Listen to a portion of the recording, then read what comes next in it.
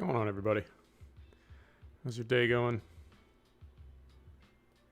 I'd say mine is pretty good, as long as this works. And it does. Beautiful. Here we go. Let's do a live stream. John Mark, what's happening? How's your day going, my man? So we are down at our little pad that we own here. One of the local, I don't know, people, one of the locals approached me. They said, hey, can I sell some sweets in your big empty lot? I said, you got it. They're not seeing a ton of business right now. It's a little bit slow. I don't know. Maybe things will pick up later. Maybe it's because they're across the street from a poo factory. Who knows? I got a couple more things scattered around the map. The map does look good. Well, all maps look good, I think, with seasons in the wintertime. I'm not really into snow. I like looking at it, but there's nothing to do in the wintertime. Just feed animals. I tend to skip through that. And I've plowed snow. I've even got somewhere in my store, I've got the Hauer snow kit, but I don't know. I tend to just skip through winter and then the snow melts on its own right. These are all our bales that we put up. We got over 100 from those fields, and we had a few that we had not taken down yet to sell. I believe these are ready now. Hang on, let's see if we can get this going right here. 3 hours to go. Yeah, almost done. They'll be done today. Before I forget, let's go on 5x time. It's 9 a.m., almost 10 a.m. Let's go on 5x time, and we'll be able to see the sunset maybe. So I did go, let me see, we go back here. I did get the grass in. You saw that. You saw the start of that last episode. I did bring it in, and it's starting to grow again. When we go here, I got full fertilizer on it right there. So it's looking good. And we got more lime on it. Now, I guess you can do this after every harvest. You don't have to, but you can. It drops down to 0 maybe after 3 harvests, but you can apply lime every harvest. And where is yield? Here we go. So this is already creeping back up. We're up to 80%, 90%, 85%. So looking good for another big yield. We got a ton out of that. So 100 bales at 400 a piece, that's 40 grand. Now, if we wait till the price goes up, we could make maybe 60, 70 grand. Ernie, what's happening? How's your Friday going, my man? How you doing? So I think we've got at least 50, maybe 60 or 70,000 pounds here. Feeling good about that. Now, as far as what we're going to get from harvesting, I don't know. And I also don't know where we're going to put it. Where are we going to put it all? Because if we go, let's go here. We're looking for a storage point. I don't see any on the farms. Now, we have some we could buy, but it's a really, really tight farm. Both of them. Well, hang on. We only own this one, so we can't place anything over here yet. To the west, we can only place things here. I don't know. I think we might be out of luck on storage. I think this map only has sell points. I could be wrong about that. If I am, do let me know. Yeah, sawmill, fisherman's pub. I think those are all purchase points. So let's just go ahead and sell, right? We could wait for a better price, but let's just go ahead and sell. So to do that, let's harvest. And to do that, let's go here and lease a combine harvester. What are we thinking? Not going to do the bison. New Holland, I think, would be at home on a small UK style map like this. The Russian combine? I don't know. I mean, it's a global economy. Maybe you'd see one of those. Massey Ferguson, I think we're getting a little bit bigger. 8,600 liter tank, probably too big. Yeah, anything over here for... yeah, we do have a couple. There's the little claws. Well, it's not that little. 11,000 liter tank. It's not that little. And I think that's it. We didn't get any combine harvesters with the Alpine pack or the Vicon Cavernaland pack. So I think this is us right here, the very reliable TX32. Okay, let's do it. So we'll lease this. GPS. No, I don't think we need that. Because we'll either put it on a dumb worker or we will drive it ourselves. There's a yard by the shop to the right. Stand by. Let's look at this before we do anything. There's a yard by the shop to the right. So is that over here? Gateway Industrial? All right, is this a storage point here? I mean, there's a pipe. So could we store here? Oh, and you know, another way we could look is if we go here, can we sell here at Gateway Storage? I'm sorry, Gateway Industrial Park. Yeah, I mean, it is a purchase point. I don't know if it's storage as well. Typically when there's a pipe, you can store and then unload. Let's prowl around here a little bit and see if we can... Because if we can find another grate, and we know that this is definitely a sell point there, then maybe that other is storage. I don't know.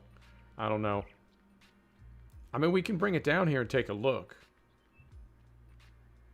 Let's look around here a little bit more. By the shop to the right. Is that going into or out of? Right? So is that this right? There's a farm not far from the shop. Okay, let's take a look here. So we go back here. Looks like there's a little horse farm. All right. There's a little horse farm right here. Let's go have a look.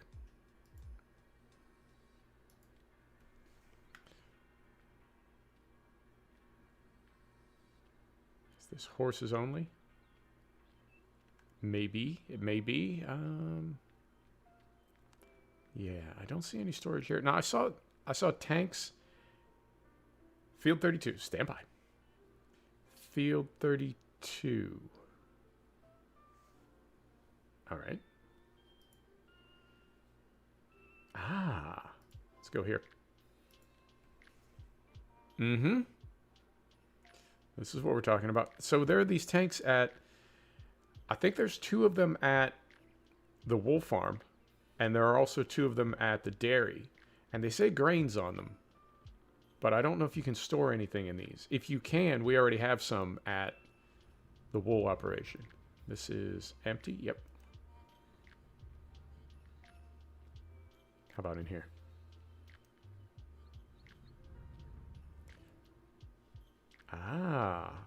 Maybe something going on in here. Hang on. Let's sort this out. Can we go up here? Hell yeah, we can. Oh, carefully. It's stuck in the ceiling. Oh my goodness. This looks like root crop storage. Maybe some equipment there to keep the root crops dry. Yeah. All right. Leap of faith. Oh God. So if we go back out here. We're going to look till we find this.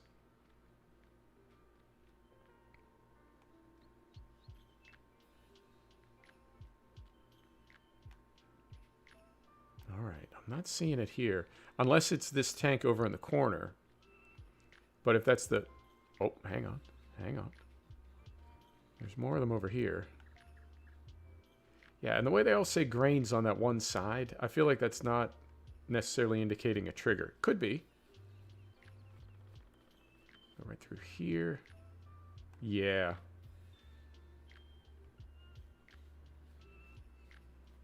I don't know. I mean, I'm not doubting you. I just don't feel like I'm seeing a grate or, you know, a pop-up or anything. I don't know.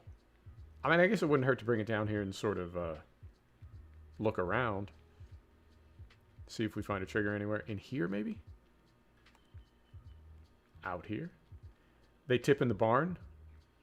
Oh. Oh, that's right. In the UK, they do. They do. It's not. It doesn't always go in a silo. We can just tip it on the floor. So... Interesting. Well, we've got sheds at the wool operation. Maybe we could tip there. All right. So if we go here again, let's get this going. So we're going to lease this. We don't need GPS. That is correct. And then we need a header. And I believe... I don't think it is. I think it's a regular one-up card. As far as I know. I mean, it's based on... I'm blanking out. It's based on Naveswell. And Naveswell was a pretty small map. So what are these only different by color? I don't know, they get a little bit wider, but they all fold up pretty narrow. Let's go, let's take a look at this one here. New Holland, CRX. What does this do? So we can't get canola knives. Okay. That looks like... might be missing a texture. Might not be. I don't know. This one looks all right. And we do want the canola knives because we've got canola. Okay. Let's see how this goes. I don't know. I don't think I've ever tried a header this small on... Reverse that. I don't think I've ever tried a header on a foldable header like this on a combine harvester this small. Let's see how it works. And let's see if it looks right, too. I mean, I know it's a little bit big. Let's see how we do here.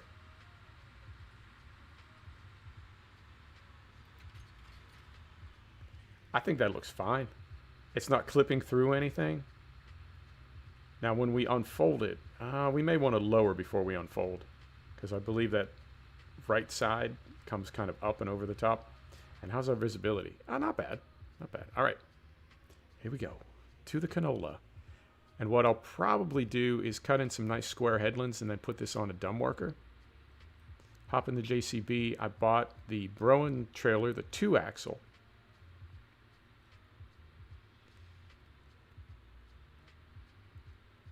And it comes in at like 20,000 liters, so even that's a little big for this map. Everything is big for this map. Very compact, but in a good way. I like this style of map. All right, here we go. And I think this will fit all the way up there. Both the folding header and this combine harvester is not that big. I think we'll be okay. Right, so what else is going on? Got some Christmas stuff placed on the map. I thought about moving forward to winter, so we'd have some snow on the ground, but all there would be to do is plow snow. And I feel like we've done that before. Last year at FS19, not through the hedge. All right, we're all right. So yeah, all there would be to do is plow snow, run the gritter, and I wasn't really up for that, so still summertime. Well, early autumn. But no snow on the ground. There's no snow where I am. I don't think it will snow this year. I'm in the American South, and it, I don't know, occasionally snows. Every other year maybe, but I think this year we're going to get off lucky. Now where I came from, Lake Tahoe, South Lake Tahoe, we get like 30 feet of snow per year. So it's been a bit of a, you know what I'm saying, feast or famine. And I do love snow in real life.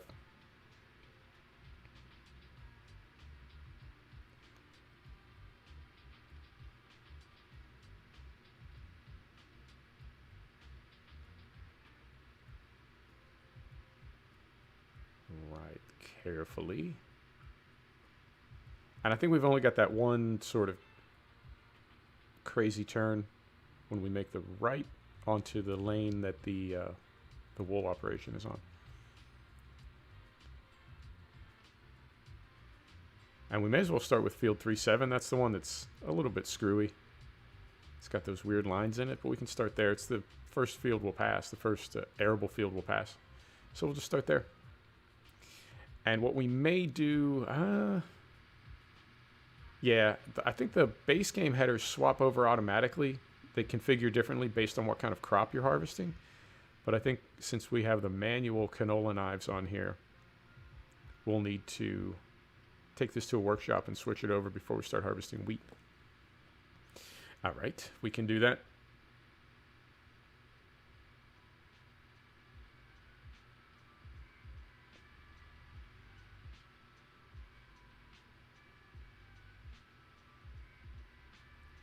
Liam, what is happening?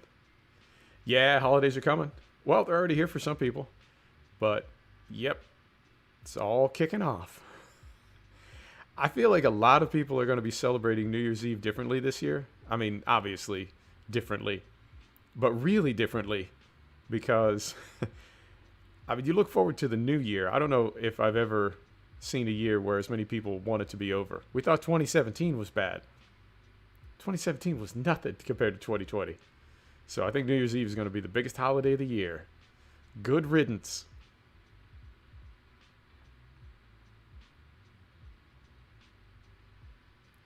All right, this is our last problematic turn we need to make. I'm going to try to do it in cab. Try to.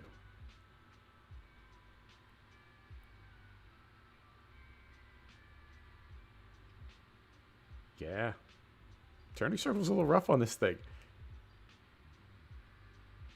There we go. And then the last thing we'll need to do is get through this gate. We'll try to do that first person as well. There's a little spot on the right where we can kind of back up and do a 3-point turn.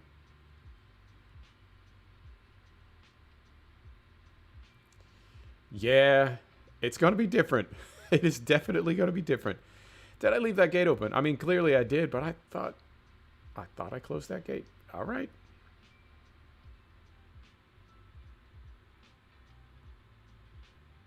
All right. And this is, yeah, same thing. It just doesn't want to. I uninstalled or turned off the REA mod. I felt like that was a bit over the top. I get the feeling that VCA is doing some things with physics as well. You know, it feels like it does carefully. Change the weight of the vehicles just a little bit. And we're caught in an Austin Powers loop right now. How do we want to do this? We need to get over this way. Turn the beacons off first. We need to get over this way. Now, I'm told you inevitably crush a little bit of crop when you're opening a field, and it's not that big a deal, but I still hate doing it. I hate it. All right. So if we come right up here. So we're going to open this thing like so. We don't need to worry about a swath right now.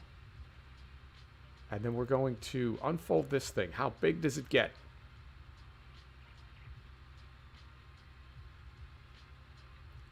That's perfect. Perfect, and it did not clip through the glass or anything.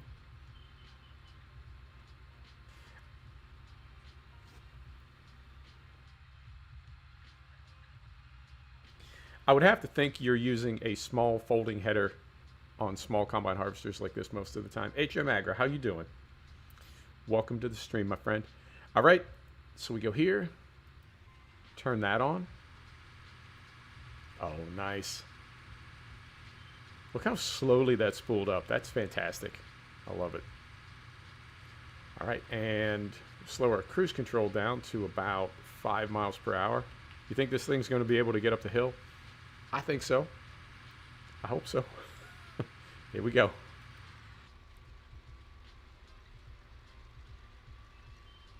And then nothing happened. Absolutely nothing happened.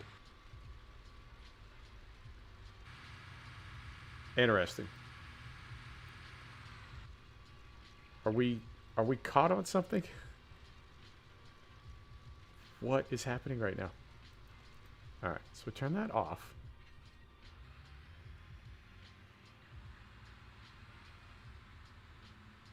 Let's try this. Let's see if this works any better. Man, if this thing is not compatible with this combine, what are we going to do? Oh my goodness. All right, let's try it now. There we go. And it's possible because we had 2 wheels on one surface and 2 wheels on the other. It didn't feel like rolling. That was unsettling, but here we go. I found that the realism mods, they seem to, I don't know, I guess just the way physics is in this game, I get the feeling that the physics mods, the best they can do is sort of create the illusion of physics. And one of the ways they do that is by giving the wheels different grip on different types of surface. And it seems like if you're on 2 surfaces, it really doesn't like that. Right, so if you've got 2 wheels on gravel and 2 wheels on field, or 2 wheels on grass and 2 wheels on mud or whatever. It's like it really kind of chokes. But we seem to be rolling now. We are rolling slow, though. It's to be expected. It's the second least powerful combine harvester, and we're going up a hill. It's to be expected. But we'll get a headland cut in. We'll go on to a hired worker. Man, what's a hired worker going to do with all these gaps in the field? Are they even going to be okay with that? Unknown. But we'll get this on a hired worker. We'll hop in the JCB. We'll bring it back up here. Same thing. We'll try to get through that gate with a, I want to say it's a 28-foot trailer, 2-axle. A little bit big for the map, but it's the smallest mod trailer that I wanted to use. And we'll go from there. See what happens. Oh, no. I mean, we need to make it to the top of the field somehow on this first pass. Because even if we're driving back up to the top of the field with the combine off, even if we're deadheading up to the top, we need a lane to do that in. Don't feel like, you know what I mean? I don't want to just drive through crop to get to the top of the field. So we'll just get through this very slow pass. And, you know, it may be quicker, even though we'd have a lot more turns. It may be quicker to just go side to side rather than up and down. If it's going to be this slow every time, you know what I mean? I hate making all those turns, but this is a little bit too slow.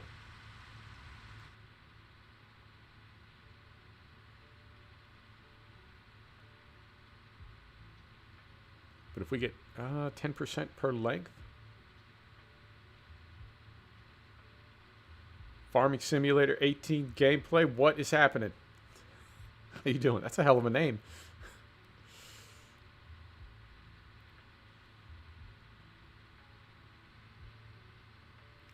Go. What is your question?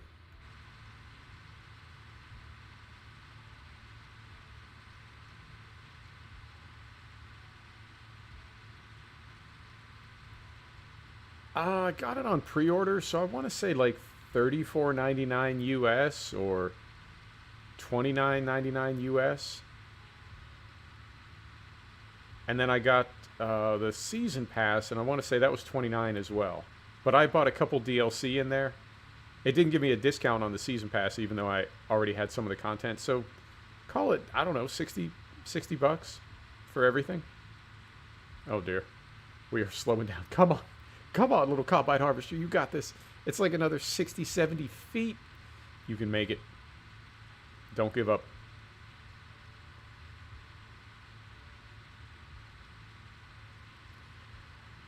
Liam, I sort of did, but I saw they had the update, and then they've had like 3 or 4 patches in the past 24 hours. And it's really, come on, guys. Like, I want to believe in you. And I want you to succeed, but I don't know. When you're sending out multiple hot fixes for an update, it really makes me, I don't know. I worry. I do worry. It is $19.99 on Steam Gameplay. Oh, okay.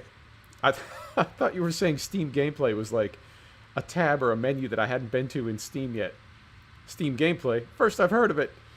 I see what you're saying now. Yeah, it's always on sale. It's always on sale. And depending on how you want to farm, I would definitely take a look at the DLC before you get the Season Pass. Season Pass may or may not be worth it for the type of farming you want to do.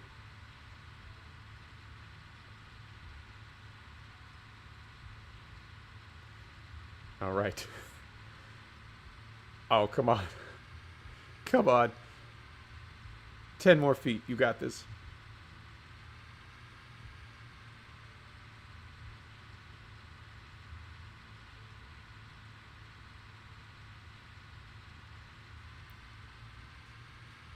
We're doing just a little wiggle at the end here. Just a little wiggle. And what I'd like to do, I'm going to cut a slightly bigger headland in.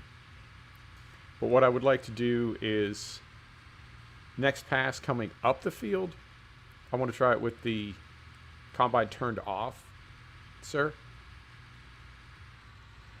Want to try it with the combine turned off and see what kind of speed we get.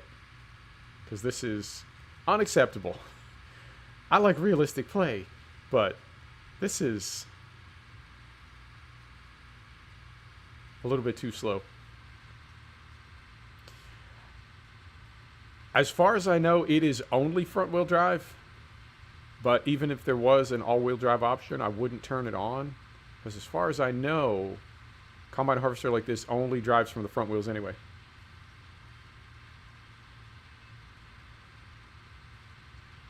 Oh, thanks, man. I appreciate that. I appreciate every sub, but you didn't have to do that. You're always welcome to stop by, even if you just have a question. But I do appreciate you.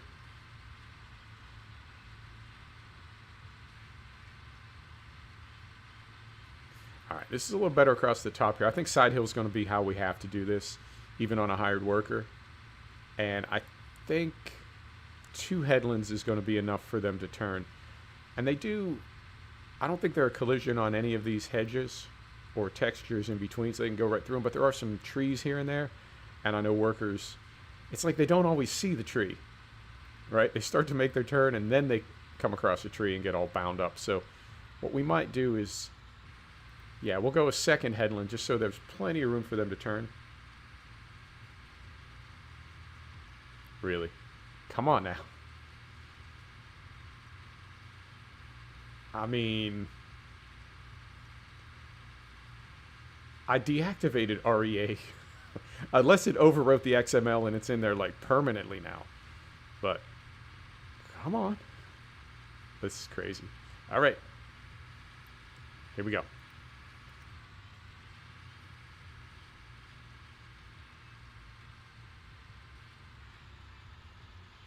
And let's see if the cruise control holds on the way down. Yeah, it does. Okay, so we're maxing out at 5 miles per hour. I was worried it would kind of get away from us on the downhill part, but it doesn't. We're okay. So definitely head back up the field with this turned off just to see what the speed is. We'll come across the top again. Then we'll come back down this side, back across the bottom again. Combine experience mod. What? Okay, I thought we were going to clear that. Combine experience mod. It's first I've heard of it. I don't think I'm using it.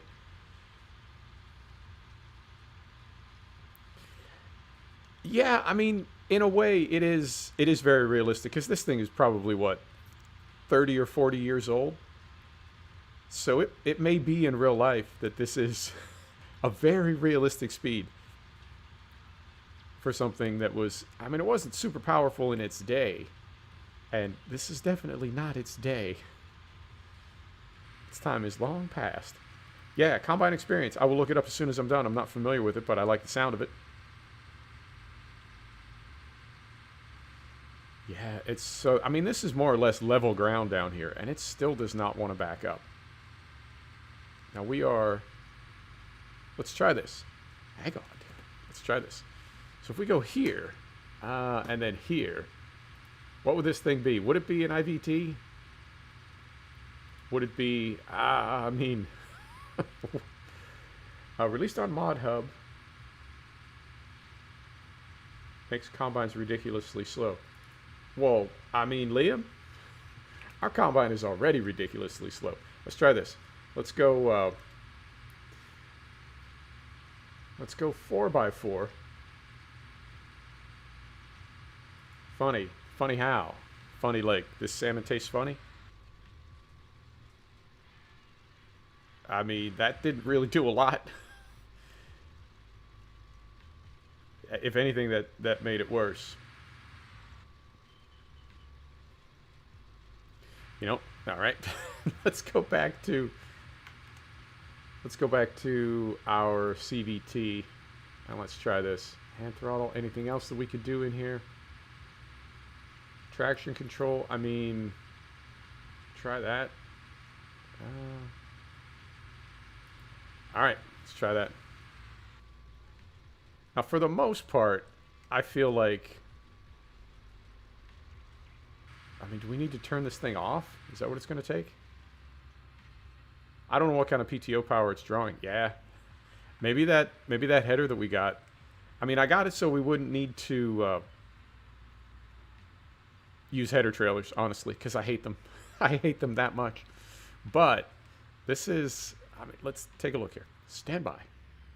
So if we go here and we go here, yeah, these don't have horsepower requirements on them. Or do they? Yeah, I don't see a horsepower requirement. It could be a thing.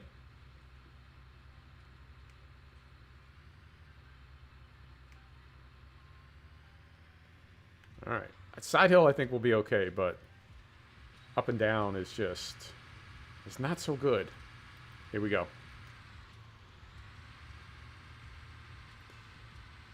And we will need to close that gate as well.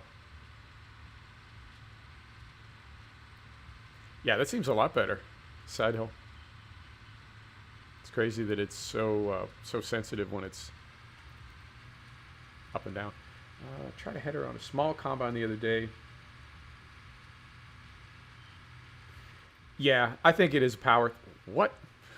Oh, that's my mouse. That's my mouse. That's my dodgy mouse. I am going to the big box store, literally, as soon as I'm done, to get my razor. My Razer Basilisk V2 wired. I think I'm done with wireless. What do we say? Mouses? I was on wireless gamepad, wireless headset, wireless mouse. And I'm now moving away from all. I'm on a wired headset, a wired gamepad, soon to be on a wired mouse as well. All right. So we'll lift this, turn this off. Let's head up top.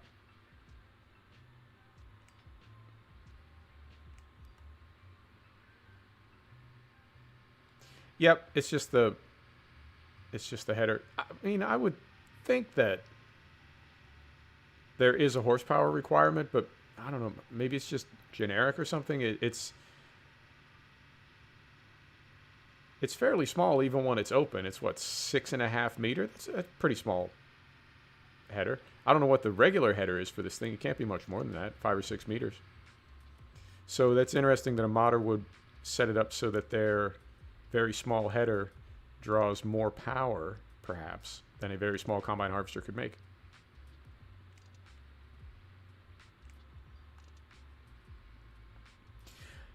Liam, I find them to be quick enough as long as I'm not doing anything critical.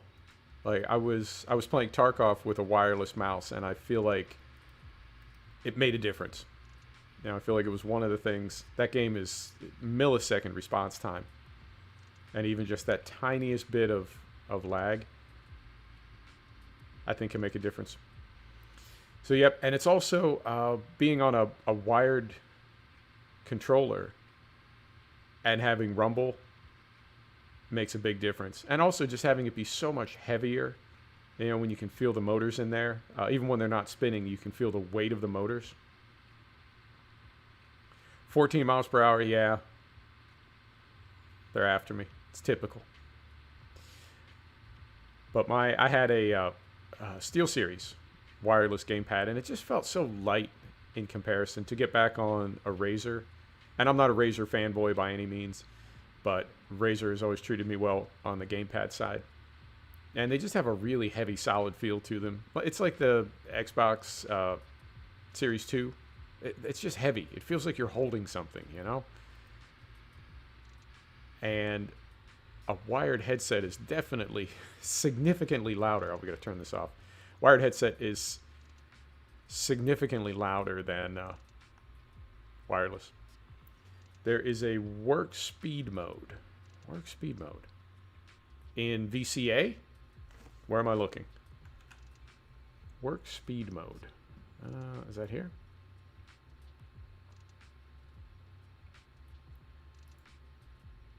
Low brake.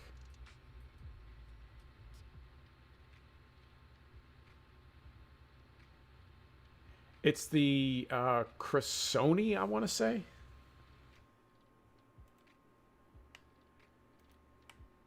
Yep, the CRX 6.6. But it does split. Now, in real life, I don't know if it's driven independently each side, because it looks like there's a gap in the center. Right? If we come around here, it does look like it's separate in the center, not connected. So if this, in real life, if this is driven, if the two sides are driven independently and the modder set it up so they spin independently, that is a nice detail. I love details like that. Oh yeah, they do. They do. Good eye, man. That's you're definitely paying attention. All right, here we go. Oh, it doesn't even want to move downhill. Oh, come on. There we go. All right, so that is 2 across the top, 2 down this side, 2 across the bottom. I'm going to drive across the bottom. We're going to deadhead across the bottom, back up the top, come down the other side, parallel to where we are now. And I think that will be enough room for this thing to start working on its own. And we will go grab the JCB and the Broen trailer. And I think we'll get at least this field done today. And we may, I don't know, what do we want to do with these fields? I want to wait till next spring to plant them. I'm tempted to put in like winter wheat or winter canola, but I don't want to be out of sync. And I feel like we're forever on winter crops, because we put them in as soon as we harvest in the fall, but then we can't put anything in the spring because our fields are all full. And I'd rather be on just a regular kind of summer cycle.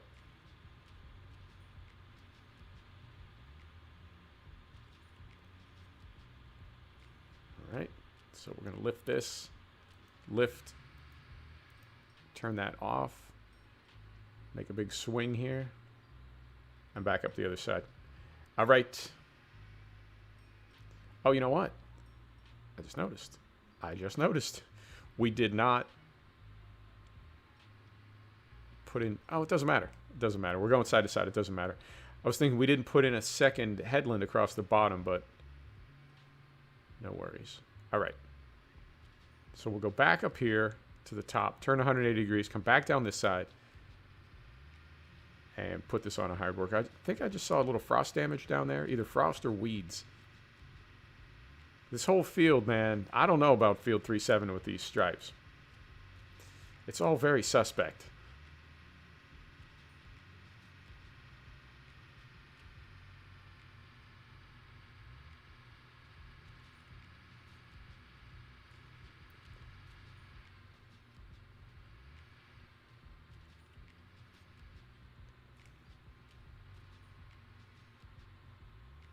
Right about there.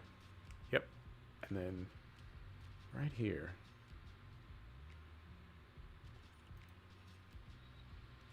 Oh. And then drop. Here we go.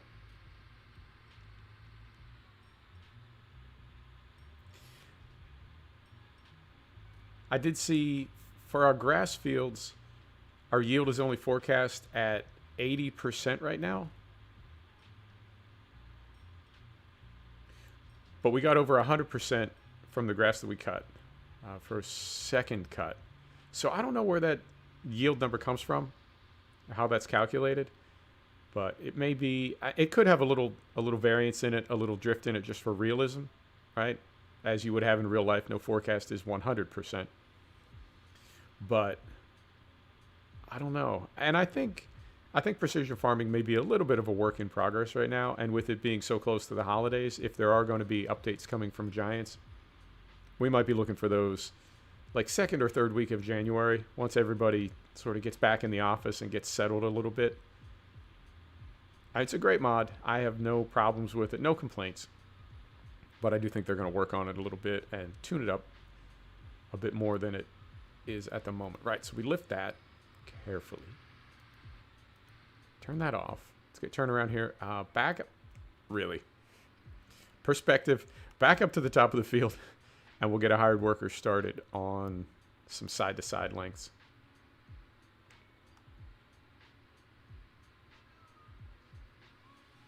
And that's either weeds or... Yeah, it is weeds.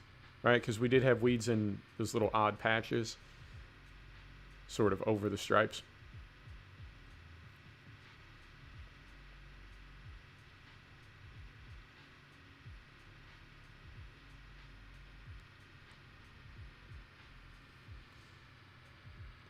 Now, I got to remember what menu we're on for our smart worker. We don't want a smart worker, but I still need to go into that menu to confirm that we don't have one. So we go right about here. Feeling good about that.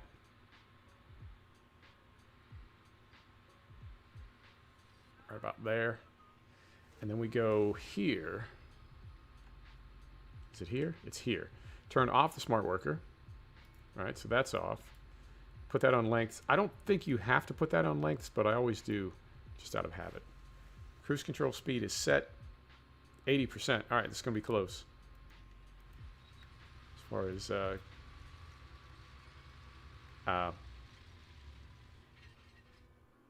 blocked by an object. Are you? Oh, game. I think this thing is not making enough power to move. And so the AI is seeing that as being stuck on something. Oh, game.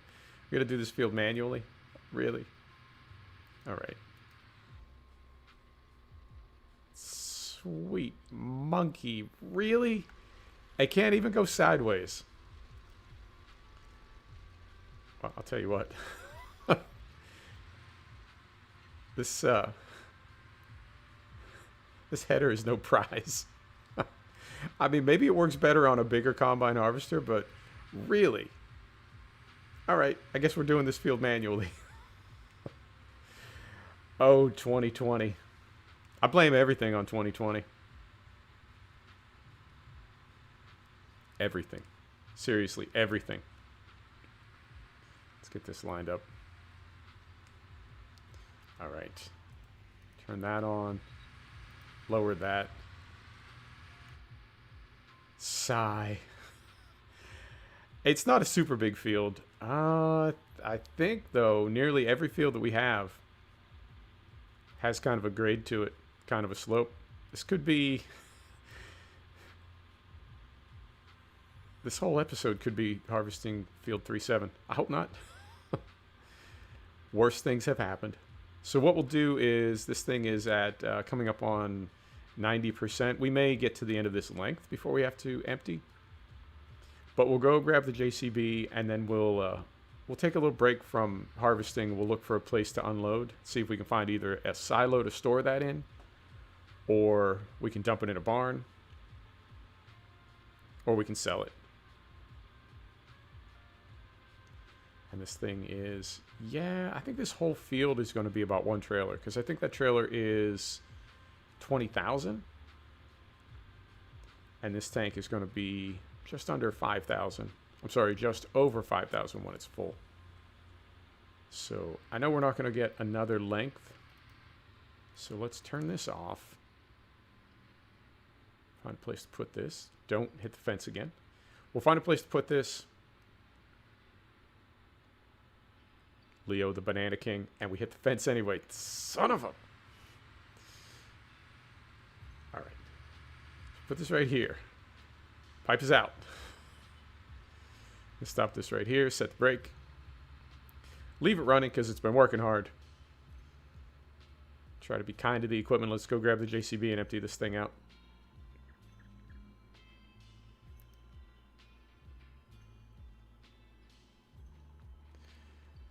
And we will run down here instead of teleporting. It's not that far.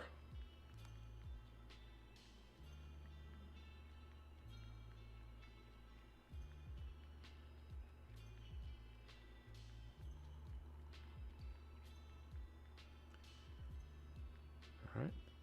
Got a little snowman. Hey, why not? All right. So this is the 4D Brone trailer. And then I swapped it out for, put my own LEDs on it. And I kept it since last year. So maybe a little bit out of date as far as their updates. But I didn't want to lose my edits. All right, so we will head down there. And I think this tree is going to light up tonight. So we'll see how that looks as well.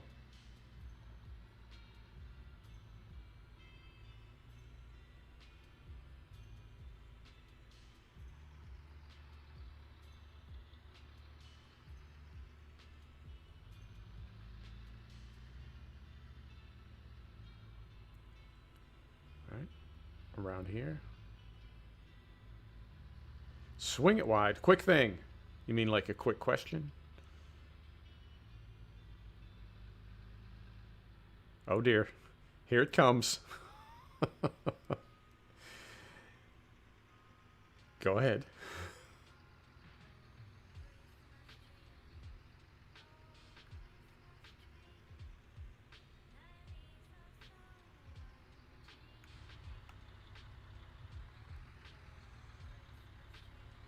Quick thing for the viewers.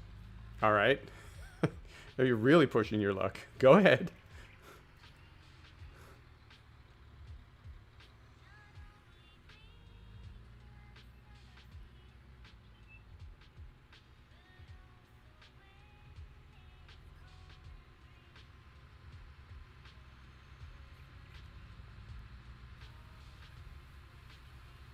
There we go.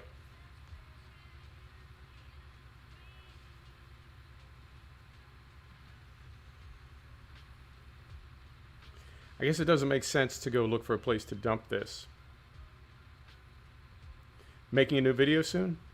I am making a new video soon. I'm making this one, and then I'm making one tomorrow, and then I'm making one on Sunday as well. Or did you mean you're making a new video soon?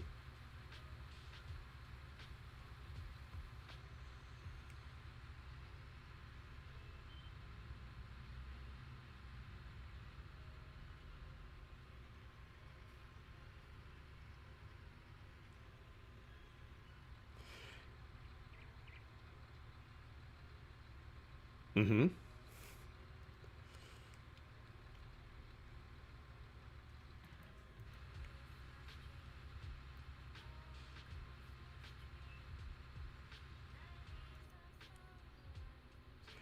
So I've been doing this 3 years. I've got almost 1,000 videos. And I have never asked anybody to sub.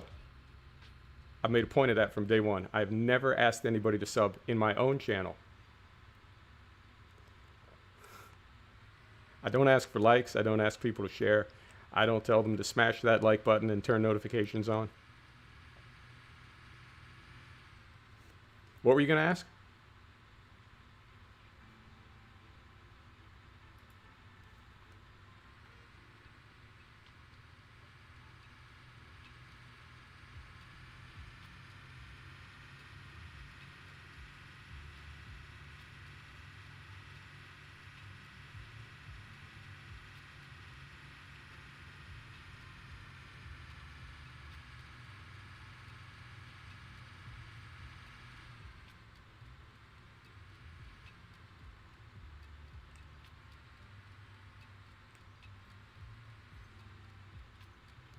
All right, here we go. I think downhill is going to be the only way to do this.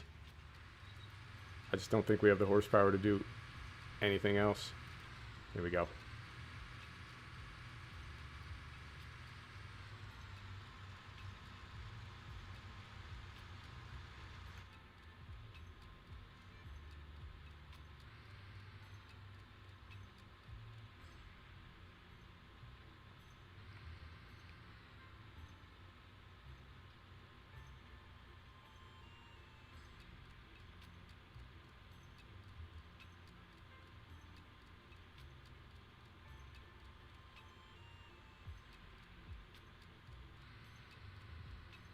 This may get worse as we go further. This may get worse as far as horsepower, because the fields I want to say are going to get, yeah, because you know you're all adults. You don't understand how YouTube works. You need to be reminded. Yeah, I don't do it on my own channel. I couldn't imagine doing it in somebody else's channel. It'd be like walking into a restaurant and asking them if you could put up signs for your restaurant. Hey, you don't mind, do you? You can order something?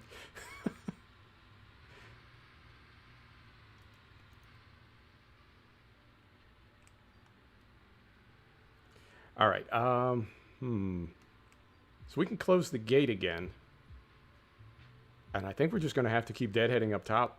Man, all this because I did want to use a header trailer.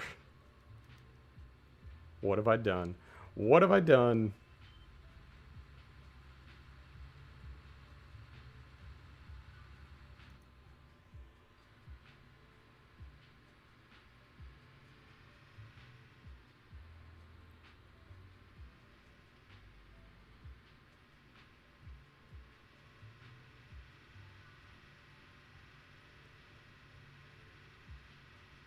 What's up, John? And Farming Simulator 18. You are always welcome here, my friend. But I don't do any type of self-promotion on my channel. So I really don't have a lot of patience for anybody that would want to promote their channel on my channel. So it's nothing personal. And you are more than welcome all the time. But if I don't do it, you can understand that I wouldn't be too cool with you doing it. I hope you understand that.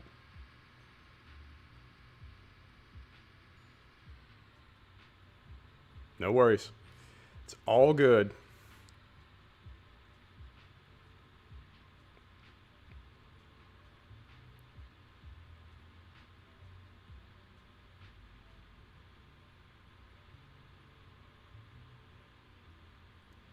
The work RPM increases the RPM for your equipment. So it like raises the rev limiter. Is that a good way to say it? Because what I get concerned about, like I had that REA mod running, and I feel like it was really, I don't know, I feel like it was stacking with VCA. And I think it was Taro maybe that had told me about it. Or Saint Aggressor, I don't remember. But somebody in the chat had told me about REA. But I don't, when I stack mods like that, I never know if the mod makers are like working. I know they're not working together. But it's like I never know if they're aware of one another and they're setting up their mods to continue working together. So if a mod maker brings something into their mod that another mod already has, then you get, it's not quite a conflict, but it's just, it's like over the top. And I felt like that's what was going on with REA and VCA.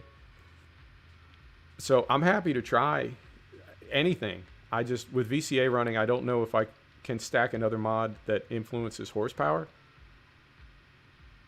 and not have it begin to get a little funny. But I don't know though. I mean, I have to try it and see. But like with REA, I was kind of joking earlier about, you know, it wrote something into the XML, and even though we've uninstalled it, it's not that, it's not gone yet. It's still there. Stingray, I would say 17 definitely. I think the quality of mods is better. John, I will definitely check it out. As soon as I'm done, I'll take a look.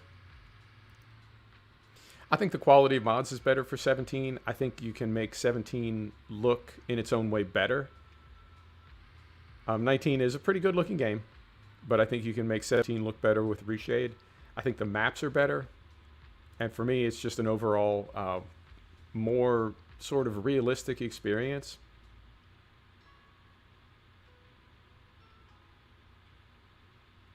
Yeah, I'm on the struggle bus, Ernie. we are 100% struggle bus right now. Fortunately, we're on small fields. But I think I mean, it would seem sort of wasteful in one way, but it may make sense to return this header and get something bigger and bring it up on a trailer.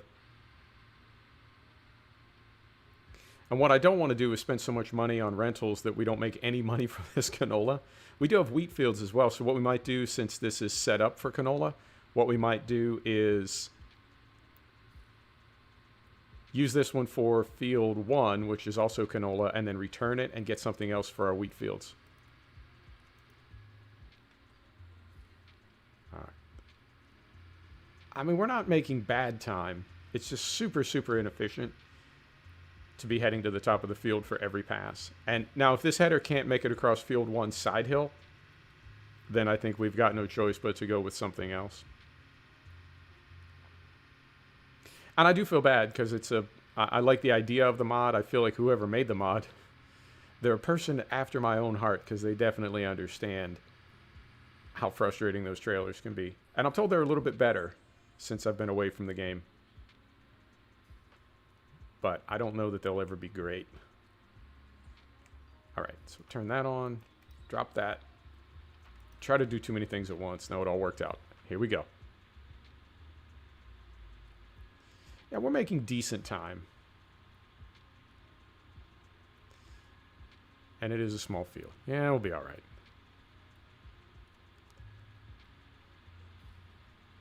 Is that meter doing anything right there? 373-302-48. I'll take a look at that and see if those numbers are... I don't think they are. All right. So I went on Epic Game Store today to see what the free game was. It was, I don't know, something, looked like kind of a kid's game. But as I was prowling around, Postscriptum was free. And I never know with EGC whether it's like free for everybody or just free for me. But if you're looking for a squad tactical shooter, Postscriptum, well, it was free for me on the Epic Game Store. It may be free for you as well. I feel like Epic they're really trying to buy people away from Steam. They'll never buy me away from Steam, but in the meantime, I'll take all their free stuff. Yeah, same. Man, there's definitely something... the spontaneity of live streaming. I mean, I started doing this to get ready to go to Twitch because I want to move away from YouTube entirely. And so I figured I would practice live streaming on YouTube before we make the jump.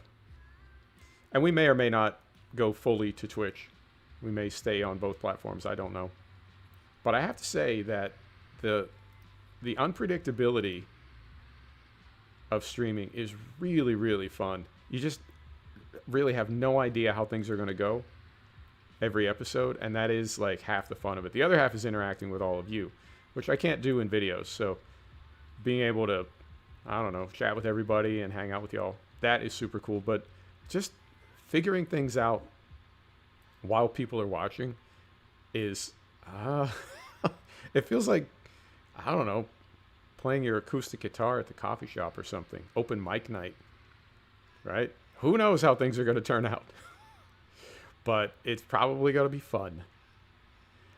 I want to stream Hunter Call of the Wild again. That was...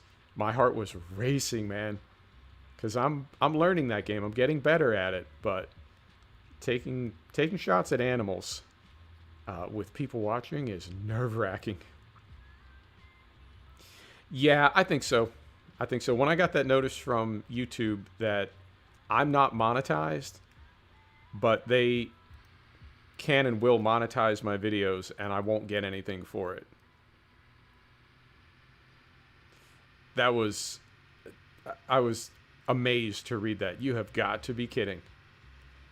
So, I mean, I know Twitch is Amazon, and Amazon is by no means like a good company, but I feel like Google and Alphabet are arguably the worst company. I read about people having like 1,500 videos from 2 years ago demonetized for a copyright strike because of incidental music or something. It's all stacked in favor of Google.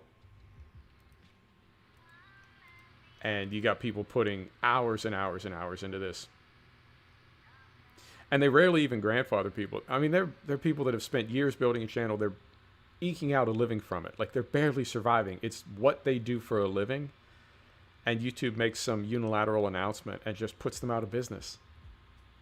And it's like, yeah, I can't start over, man. I don't have another 5 years. And they don't even grandfather those people in. You know, like, going forward, this will be a new policy. But because we know you've been doing this way for so long, we'll give you another 6 months or 1 year or something.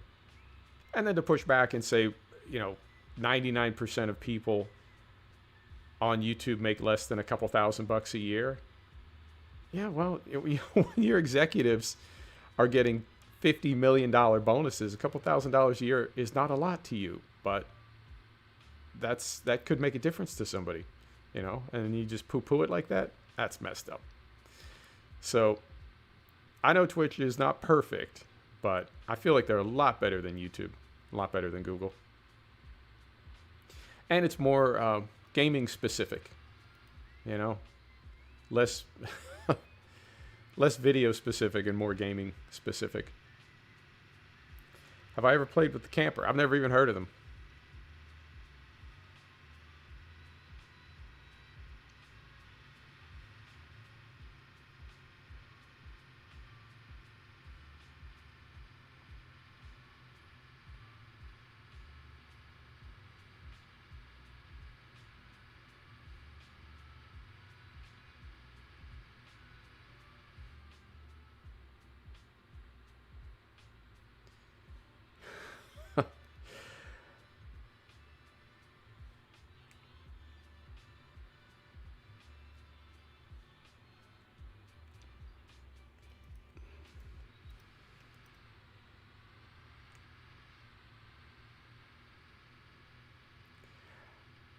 All right. I appreciate that. thanks for stopping by and uh, mentioning other channels. I appreciate that. How old are you, by the way? Because you're really putting me in a difficult situation right now. I don't think you even realize it, but 13. Okay. Well, you don't quite get a free pass, but yeah. Yeah. Wondered if YouTubers game with each other. Well, I don't know. How many people are there on YouTube? Like 800 million?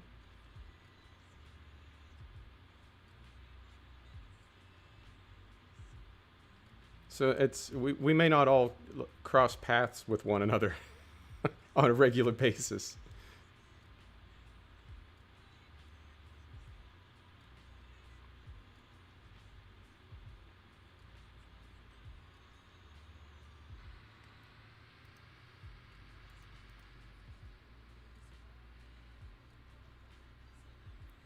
All right, a couple more passes here.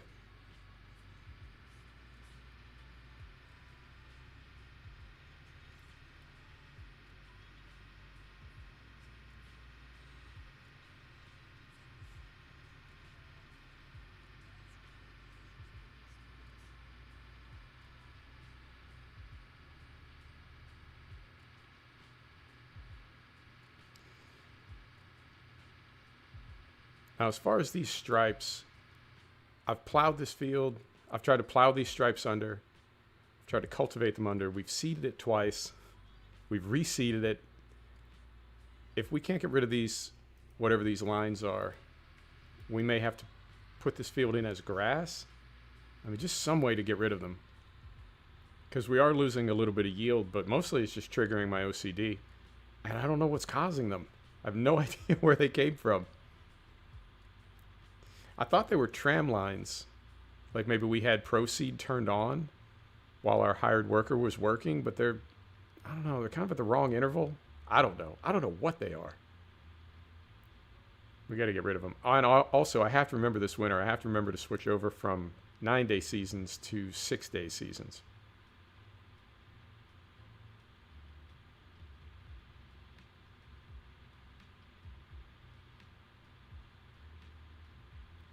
So we will take this up to field 1. And I think field 1 is even steeper than this one. So we'll take this up to field 1. And see how we get on. If it's not working, we'll need to, I'll take the T6 down to the store. We'll pick up a header. Put it on a trailer. Oh, son of a, you can't. Can't put the header on a trailer without a combine harvester. Oh. Things are going from bad to worse here.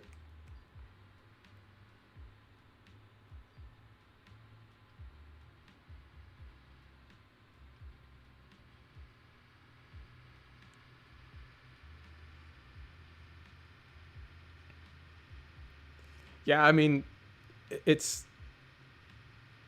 as you travel through life, you realize you don't know what you don't know. And sometimes something needs to be pointed out to you for you to know it. And that's fine. That's life. But it's difficult sometimes to know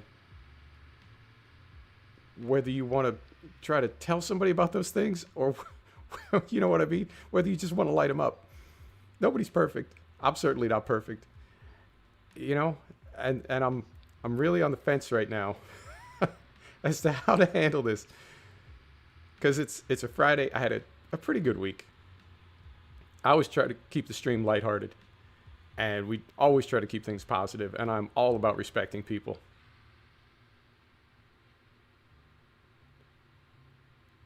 No, you're not going to stress me out. I'm just, I don't want to derail the stream by like offering tips on etiquette.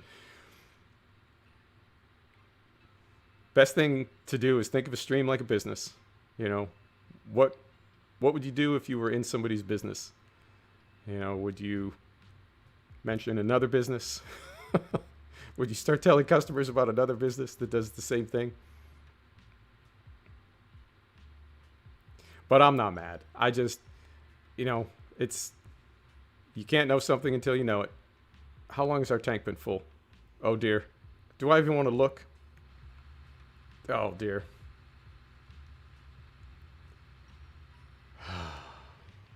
Bad to worse. Bad to worse.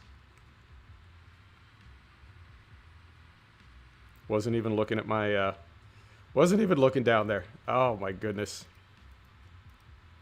It's all kicking off. All right, let's sneak around here.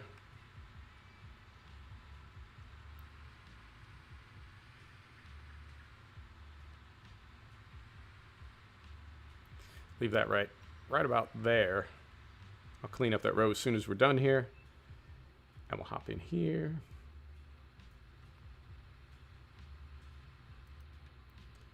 Open that. Start that.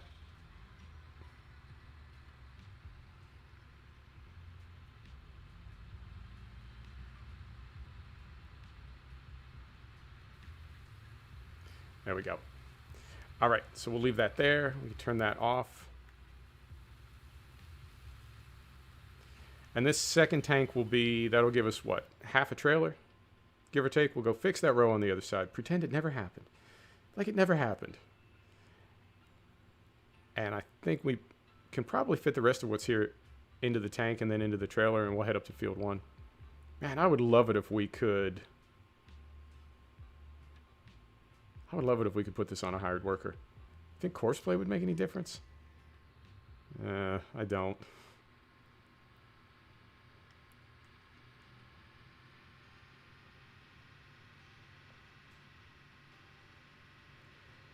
Yeah. I mean, I know you get the alarm, or do you? I know in 17 you get the alarm. No. Yes? I can't even remember. Maybe it's a mod. I thought I had an alarm that goes off where 75% I get a beep, and then 80% I get the beacons. All right, so whoa, easy. All right, we'll get this cleaned up. Man, there's so many stripes in this field. I don't even know if I caused these. Yeah, I did. That's on me.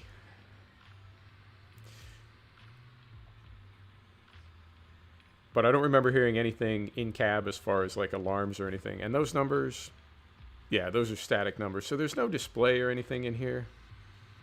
I guess we do have a window. Yeah. All right. Auto stop. Okay. I mean, yeah, I'll take a look. I thought I've got a mod for 17. I want to say it's called Smart Combine, Smart Harvest, Advanced Combine. Oh. All right. So we lift this. You know, I was debating because it's just after 2 p.m. I was debating making a gin and tonic before I started this stream, and I didn't because I don't day drink. I mean, maybe closer to the holidays. But now I'm sort of regretting that. Maybe day drinking would have made the stream better.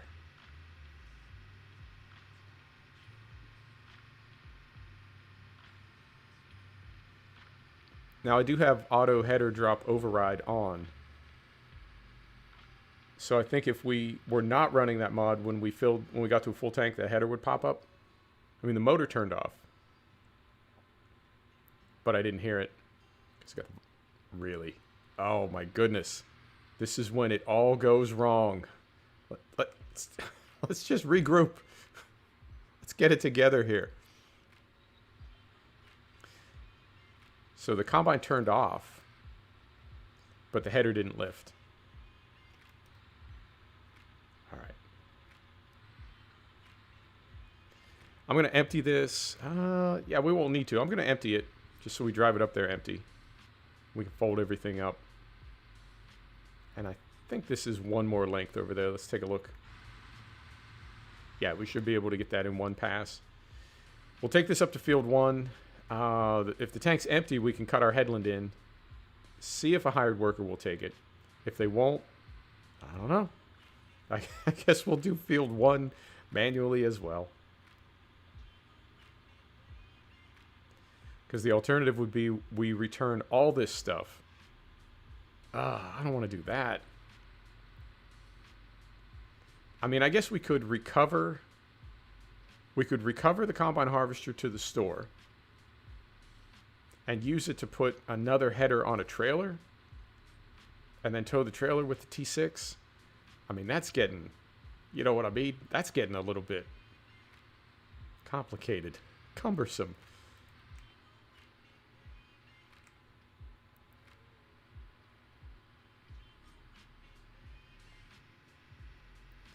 All right, one more pass. And unfortunately, at the moment, there's really nothing else to do. I mean, I guess what we could do is prep this field a little bit, because we've got the rest of autumn to bring these fields in, and it's not supposed to rain for 2 or 3 days. So we could maybe mix it up a little bit. You want to do that? Just so we're not harvesting, because we've been harvesting for close to an hour. Let me know. I mean, I don't mind starting field 1. Careful around the tree. I don't mind harvesting field 1. I just don't want the stream to get monotonous. For some reason, didn't want to turn. Here we go.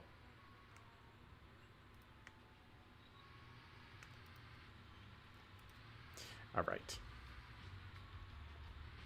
Yeah, we can start prepping this field, and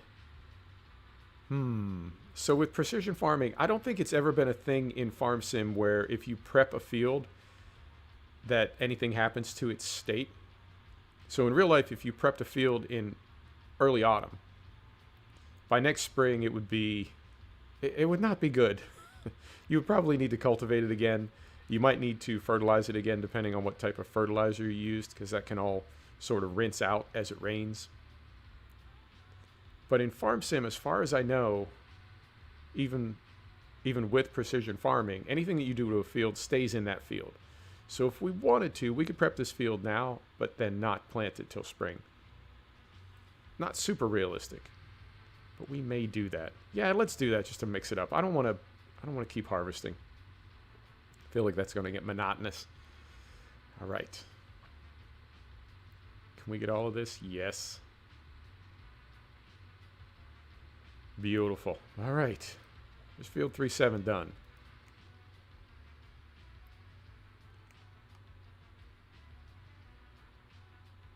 And we could probably fold this thing. Yeah, let's do it. I'm going to lower this, and then I'm going to fold it.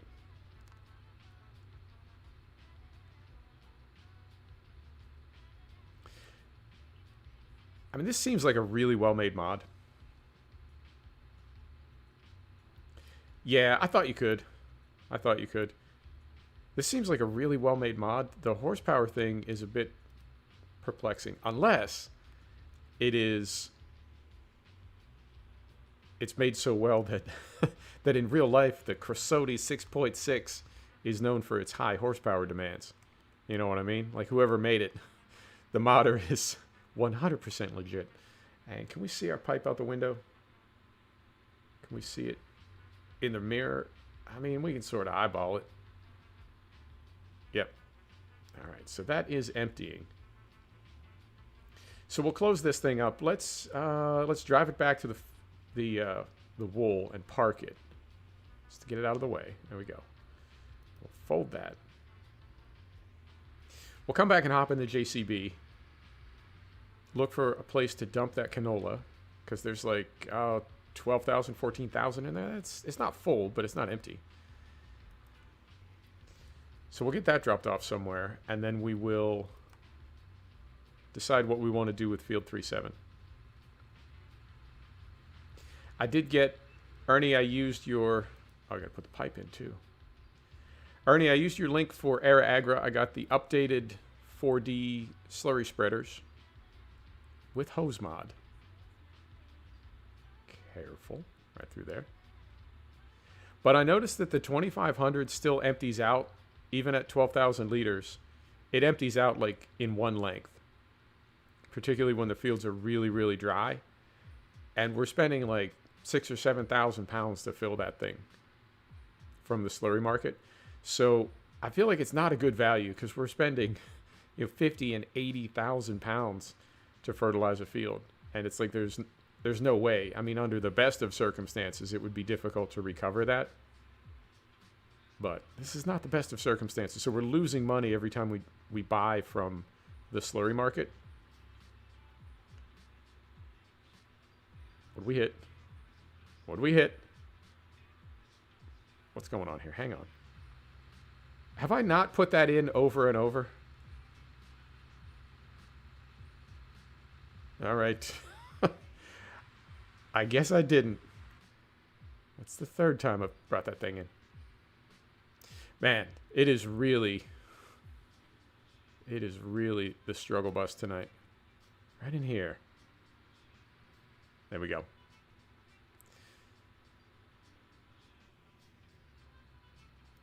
That would need an edit. What would? Hey, Saint Aggressor, how you doing, man? Oh, the slurry tanker. Yeah, I think so. But I think it may be that it needs to be updated because of precision farming. I don't know if that automatic rate adjustment, you know what I mean? Like it could be any mod that spreads fertilizer might need a little tweak, since we've got precision farming DLC now.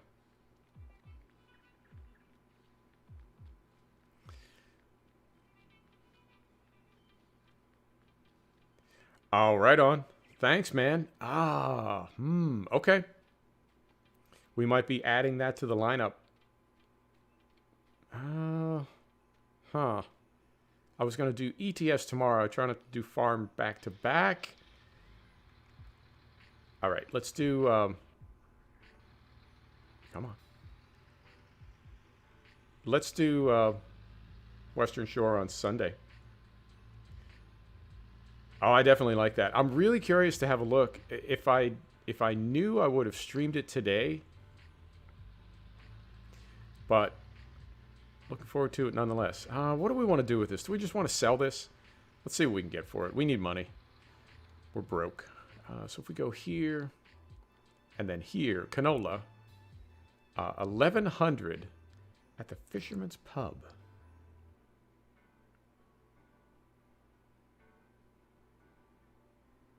About an hour. Okay, perfect. Well, we've been on for about an hour, so it wouldn't have been up in time for me to stream it anyway.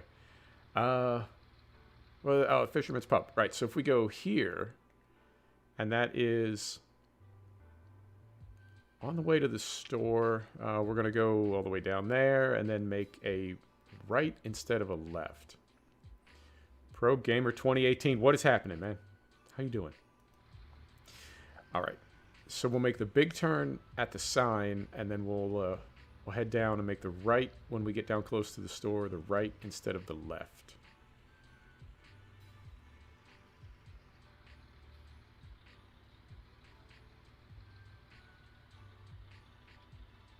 We clear it? We cleared it. Okay.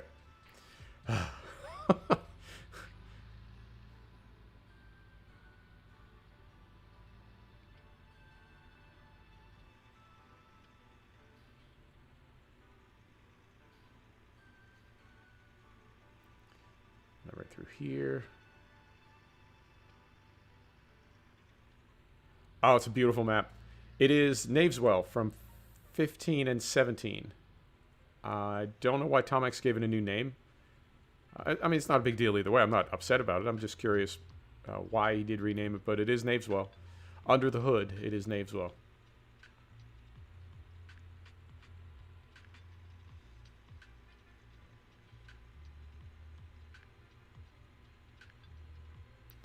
So we'll get, about 15 grand for this, which we can use. Our loan sits at, I want to say 200,000. We've got 50,000 in bales once those are ready to bring in.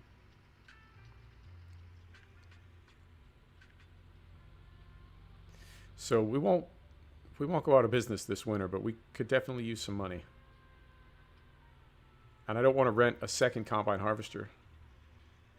I'd rather keep the one we have and make the most of it. Here we go. Right through there.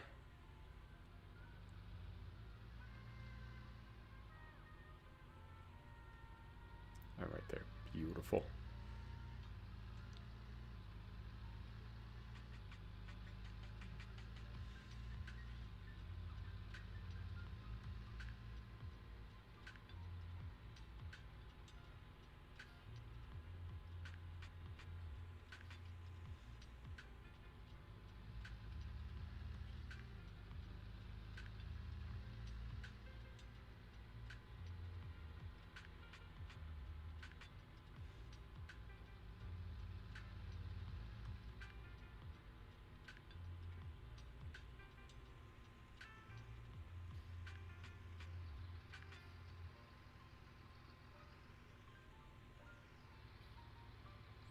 So many cement trucks.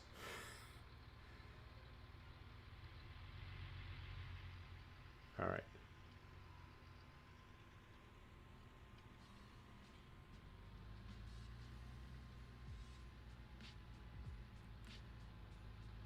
Oh, thanks, man. That's Epidemic via Spotify. I would definitely recommend it. If you're going to stream or make videos, it's well worth it.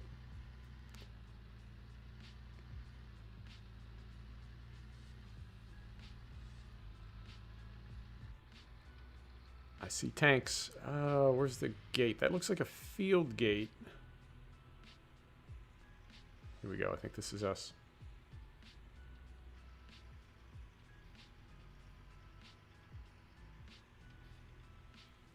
Right in there. Oh, God. It's an episode, man. It's a stream. Golly. I feel like there's no equipment that's too small for this. Good grief. There's no equipment that's too small for this map. Wow. It's all kicking off. So it's like clipped in there now.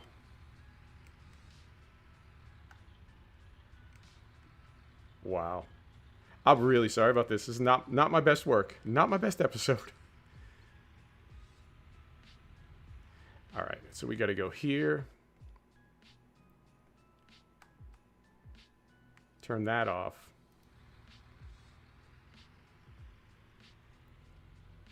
How do you access it? You go to Epidemic Sound and get a subscription. It's, I want to say 15 a month or 99 a year or something. Then you go to Spotify, go to the Epidemic channel, and anything that you play on Spotify from Epidemic will be copyright exempt. As long as you keep paying them. Once you stop paying them, Epidemic owns all your videos.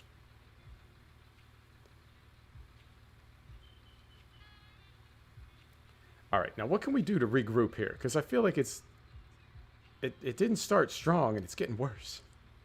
The wheels are coming off. What can we do to regroup here?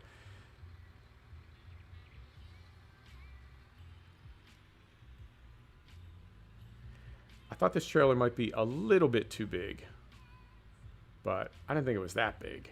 Now, admittedly, this driveway is awfully narrow, but I thought I swung it wide enough. All right.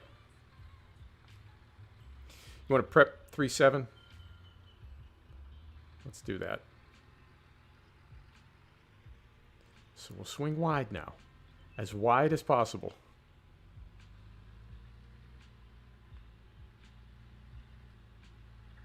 There we go. We have to at least take this back to the farm. And from there, I don't know. If we drop the weight, I think we can take a FERT spreader and a cultivator. Yeah, maybe we'll do that. Swing wide, swing wide. There we go. Yep, so we can do that in one trip if we go back up with the FERT spreader on the front and the cultivator on the back. That might be a way to save a little time. I mean, I've got store deliveries, but I don't know. I don't always like using it in stream.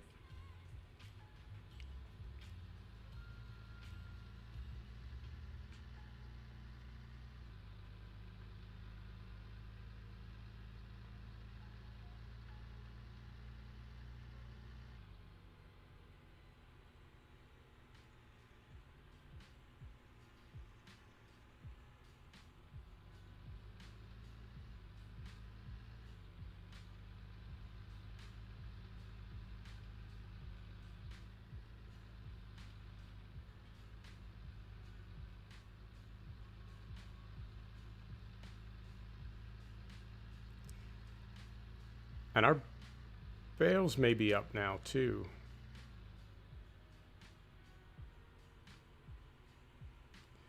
Oh, yeah?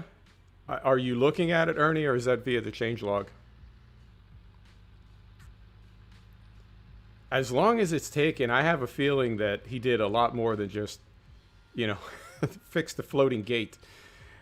And I don't even think there were any floating gates. I feel like those maps are QC'd so well before they're released.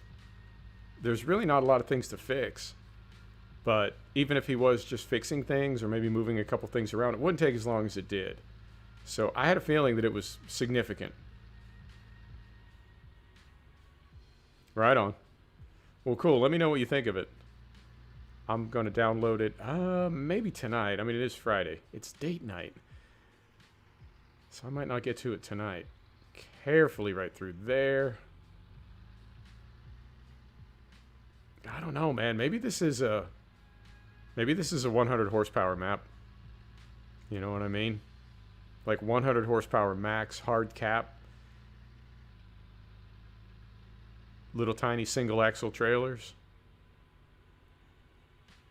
I wouldn't have thought the JCB at 175 horsepower was too big for anywhere. But maybe, yeah, maybe that's the problem, is we're just too big. But then the disconnect for me there is, as steep as those fields are, how do we get up and down them? I mean, could we make it up and down those fields with 100 horsepower equipment? And so then the next problem is, well, if the map is designed to just run in vanilla game, then running something like VCA may be, I wouldn't say what messes it up, but it was like running more realistic on Western Shore. You just couldn't do it. Or at least more realistic and gearbox at the same time. The map was just too steep for it. All right. I'm going to park this. I'm going to turn it off. I'm going to have a sip of water. And regroup. Try to end things on a high note.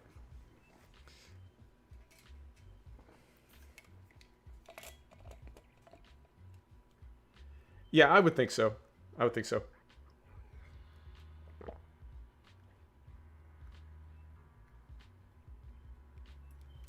And we didn't go overboard on the motor for the fast track either. It's 175 horsepower. Hang on, let me lean over here and do this. Right here.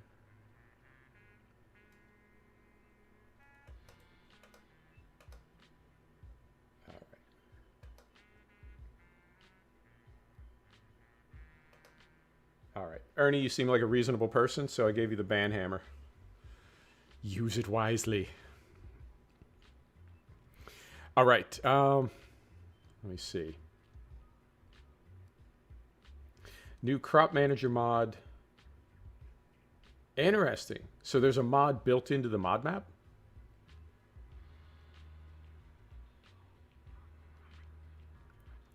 Oh, yeah, no worries. No worries. I like the way you handle yourself. You seem like somebody who gets it. What do we want to do? Let's work on field 3-7. Let's do it. Because I don't want to harvest anymore, and I don't think... Because field 1 up top is more or less the same angle as field 3-7. So I feel like we'd be just harvesting manually, and it would be equally slow. So let's try to move on a little bit. If we go to here, right? If we go to here, we're completely depleted there. And we're sort of in the middle somewhere there. So, I mean, we could lease another tractor. I don't want to do that. And the only way we can spread lime is with the big spreaders. There's no small. Yeah, it's one of these. Okay. So if we lease one of these with the big extension on it, we'll just keep it for a couple days. If we do that and lease that, right? So that's one thing. And then we want a cultivator. Because those fields have already been plowed. So let's see if we can find something over here. 90 horsepower, 3 meter. 240, can't use that.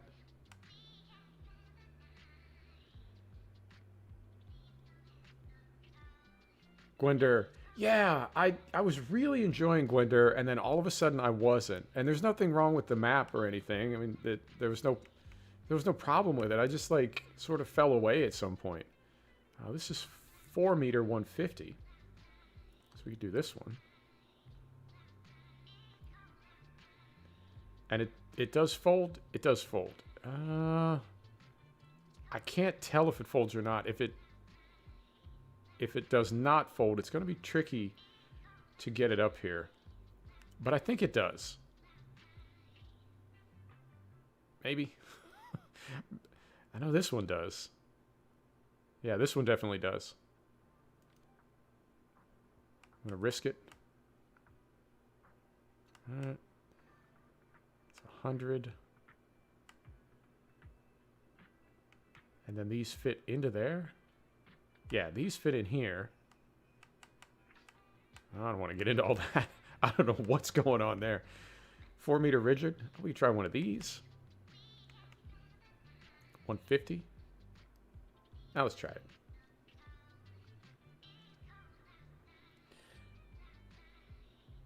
Got a bad habit of making maps the way I like them. Oh, you edit maps a lot. Oh, that's right. Yeah, you do. You sent me those to take a look at. Well, that's not going on the front. All right, let's go with the 4 meter. We're going to put this on the front. Oh. All right. Configuration.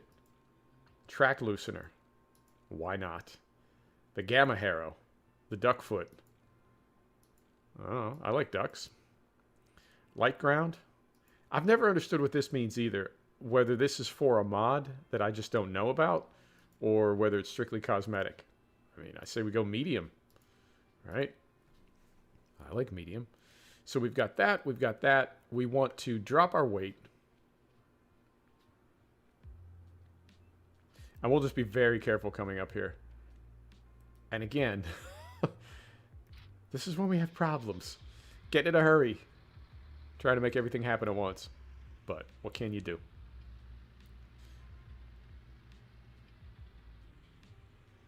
So we're going to drop this over here.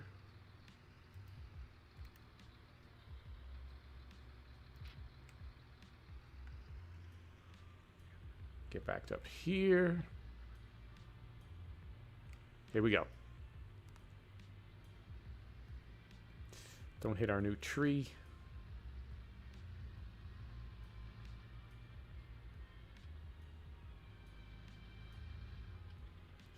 I think I edited a few maps in 15. A couple of the, was it Black Rock Valley Stevie maps? Does that sound right? I edited a couple, and I found I didn't really need to when 17 dropped. The maps in 15 seem, for the most part, they seem a little bit more, I don't know, I don't want to say cartoony, sort of gamey. 17 for me is when the game really started to seem realistic, and I credit that a lot to the maps. I mean, Coldborough was available in 15, and Coldborough was the first map I ever played that really felt like I was someplace. When you start at that little farm up on top of the hill with those incredible sight lines, it really felt like I was in a landscape rather than playing a video game. And I don't know if that sort of put pressure on other modders to build maps that way, but I feel like 17 is when, to me, the game really started feeling very realistic. Looking back at, easy. Looking back at 15, it does look a little bit like a video game, whereas 17 to me looks more like a sim.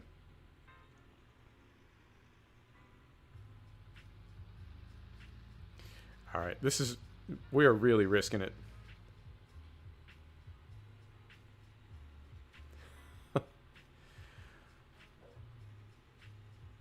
What's happening, man? How you doing?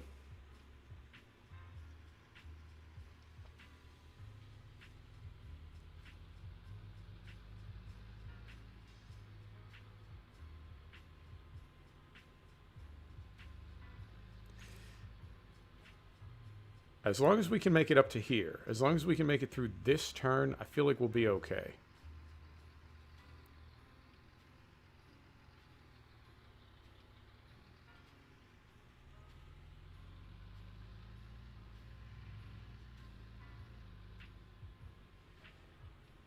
Yeah, definitely.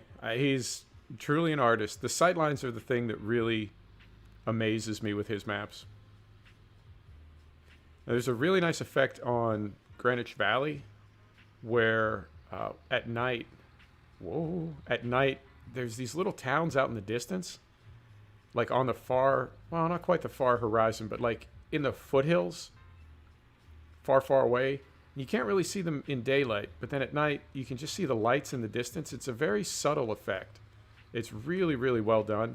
But little details like that, or like far wind turbines, just kind of very slowly turning on the far horizon, I think that really adds to a map, just by giving a feeling of scale and scope.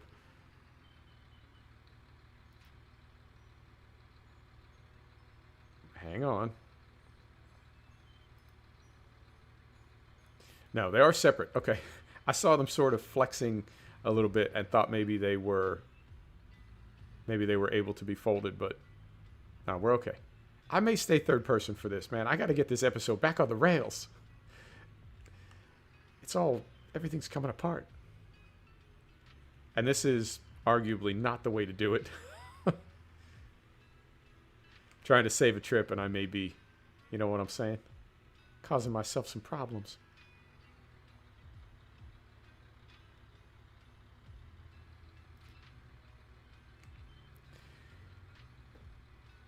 Yeah, I like both of them. I feel like I'm going to choose my words very carefully here.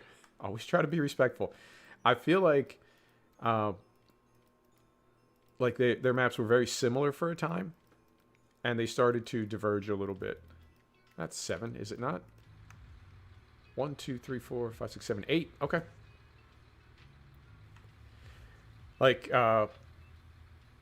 Shellington always had a very, I don't know, kind of super realistic feel to it. And Oakfield was sort of in the middle. And then at a certain point, I feel like Oxygen David sort of crossed over and, again, being very careful with my words here, but started to make maps that were a little bit more fun and a little bit more stylized and a little bit less realistic. I could be wrong about that, just my opinion. But I feel like some of his more recent maps are not as, to me, they're not as immersive as the earlier ones from 17. And it's possible that's just the difference between 17 and 19. But yeah, I think Western Shore is that is the high water mark for farm sim map making. I don't know that there's ever been anything as good as that. There's a really good little German map called Hermann's Eck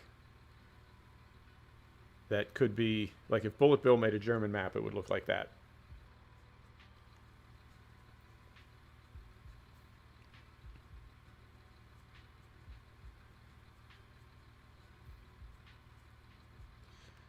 All right, so we'll get 2 more in here.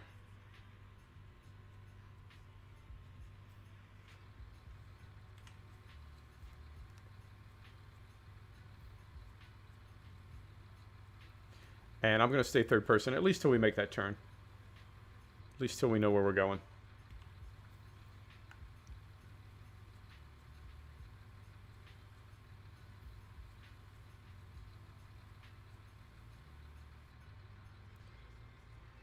All right. Very carefully now.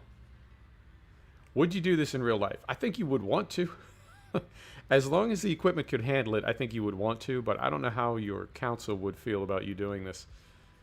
This is pretty dicey. And I think the sun's just about to set too, so that's going to be perfect. Because we're about an hour and a half in. I want to go 2.5 hours. So this could work out perfectly. Perfectly, I say.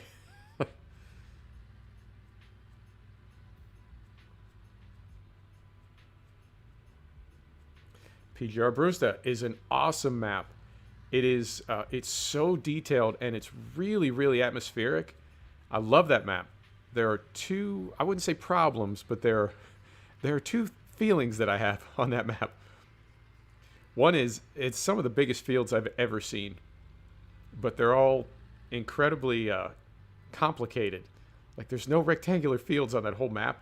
So Courseplay doesn't really like it. Courseplay with Island Detector is better because a lot of the maps have islands in them. But the PGR Brewster maps, it's like you can't automate them. You have to harvest them manually, and they are absolutely gigantic. Which is, I don't know, cuts both ways.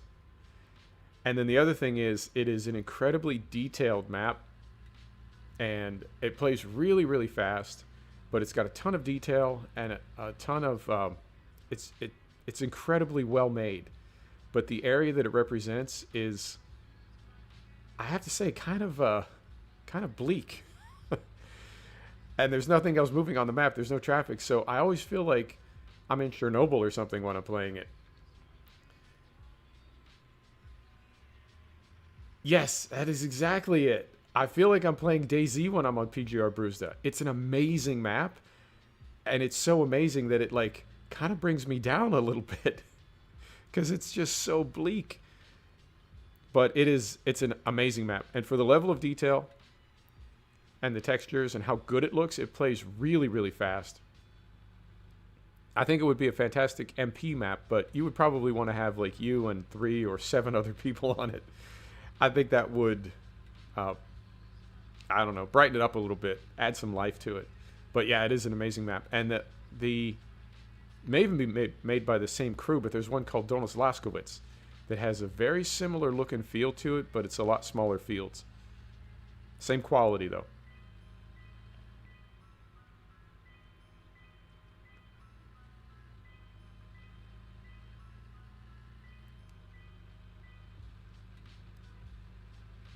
I don't know what it would take to have these maps fully come alive. I suspect the engine doesn't support it, and even if it did, you would need some kind of like NASA supercomputer to run it.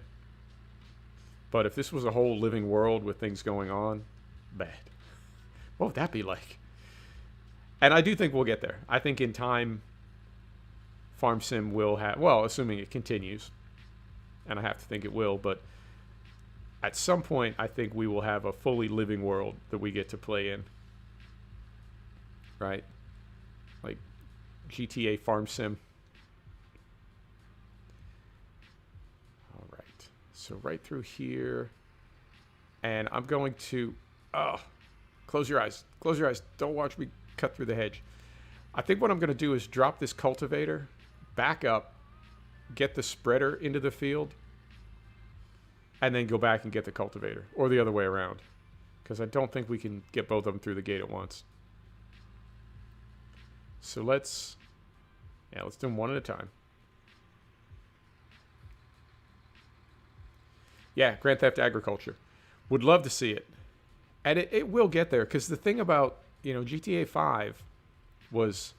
Oh, GTA 5 was absolutely groundbreaking when it was released. Right? But now you have...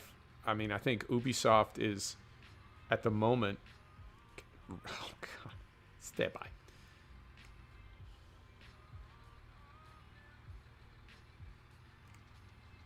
There we go.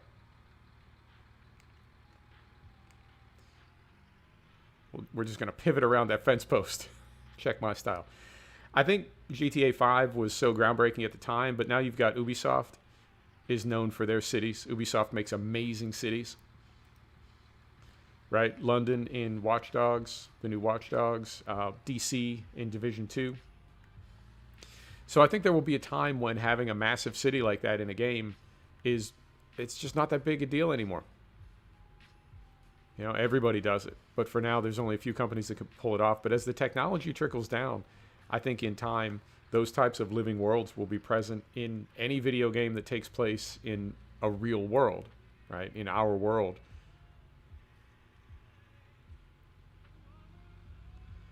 I'm just like crabbing sideways through there. All right. So now what do we want to do? I guess we just spread first. Because we can spray a little lime on that thing. Yeah, let's close the gate.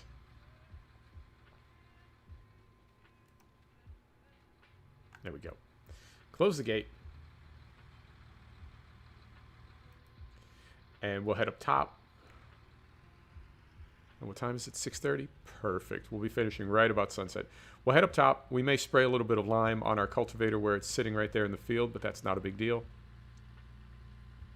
Then we will take this down, drop it off the yard, come back, pick up the cultivator, get that started on a hired worker, take the combine harvester up to field 1 and see how it moves in that field. I'm not going to harvest the whole field. I'm just curious to see how well we can do up there. And we'll call it.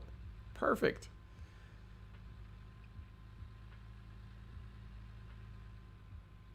And I noticed, I don't know if this is determined, because this is a modded JCB based on the base game JCB, right? But when I look in VCA, it's got a lockable front diff, and that would tell me that it's got full-time all-wheel drive, right? Because if it didn't have all-wheel drive at all, there'd be no reason to lock the front diff. But you can't turn the all-wheel drive on and off. So does that mean that the base game JCB? I don't know. I don't know how VCA calculates the application of all-wheel drive and various other things. All right, Saint. Thanks for stopping by, brother. I appreciate you.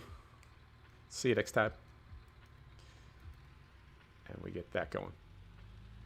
So we can lock the front diff on this thing, but we can't turn on the four-wheel drive. So is it already on? I don't know.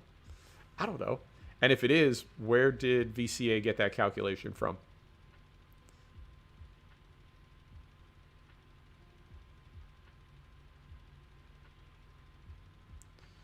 All right. Now we threw lime on these fields before we had precision farming installed.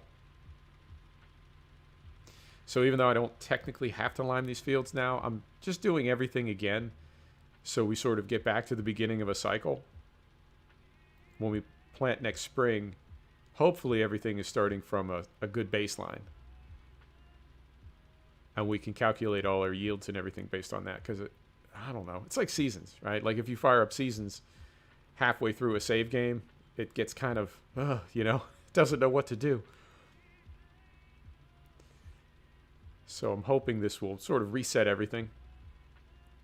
And then, of course, next map we play, we'll be starting with precision farming and seasons from a clean save. And that should be no problem at all. All right.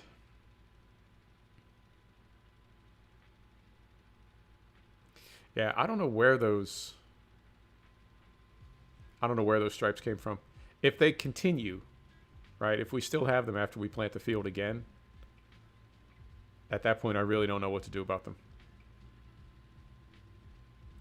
Go into Giants Editor maybe. Try to take care of them that way.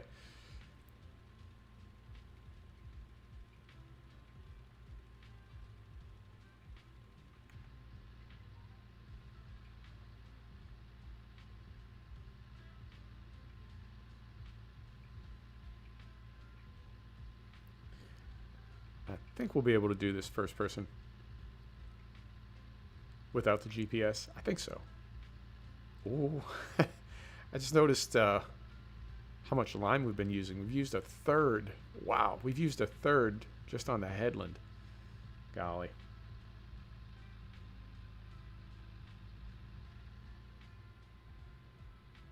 About in here somewhere.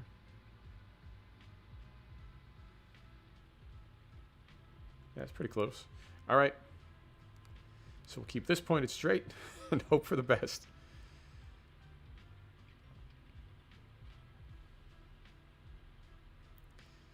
Now, if we do need to refill, let me see. What would we do? We could... No, I don't think we could do that. I was thinking we could put this spreader on the T6 to go refill it and put the cultivator on the JCB and have them start working, but I don't know if that would work. I don't know if the T6 could pull this thing up to the top of the hill. All right, very carefully go past this thing. If it bites, eventually it does. Man, we are having traction problems all day.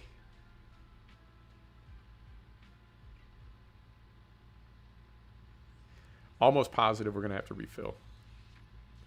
Because we're just coming up on 50% right now.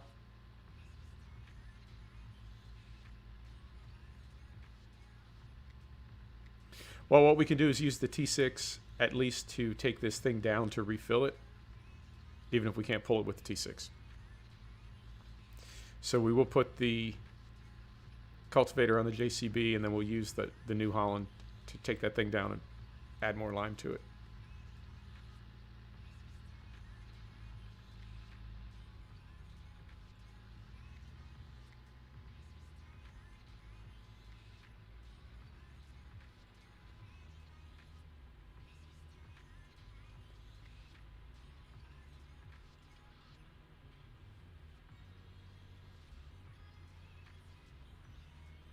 I find I'm using GPS less with Track IR.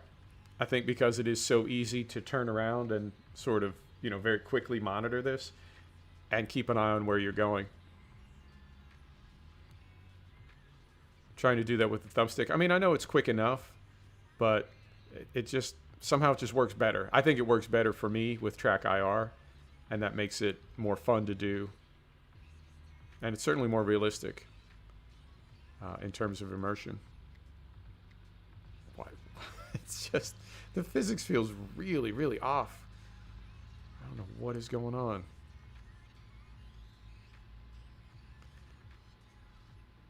The tractor's really sliding around. It does not want to bite at all.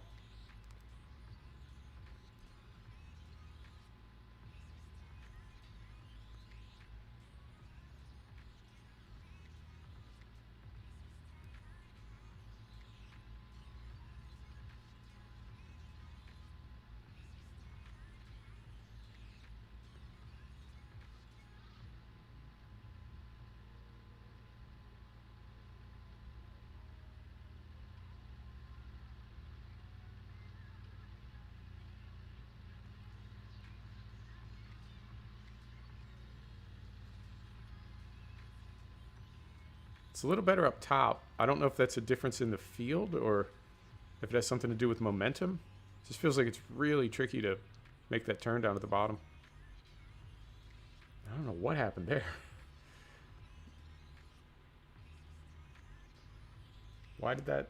Did we drift over? It's like it didn't take lime right there. All right. 25% left. Are we going to make it? Maybe. Maybe. All right. Thanks for stopping by, my man. I do appreciate you. Thanks for being cool with everything. It's always nice to be able to work things out. Hope to see you again soon.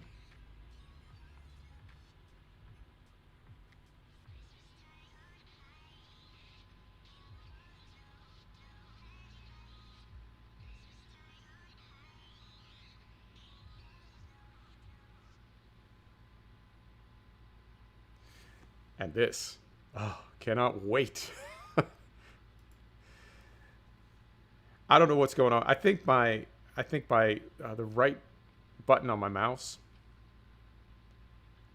is not working yet. Well, it's still working, but I think it's giving like phantom clicks. And I think the reason is from shooting games where you're holding down the right button a lot to stay ADS. I feel like that wore out the return spring, or it's got a piece of grit in it or something. I don't know. But I get some random events based off my right mouse button.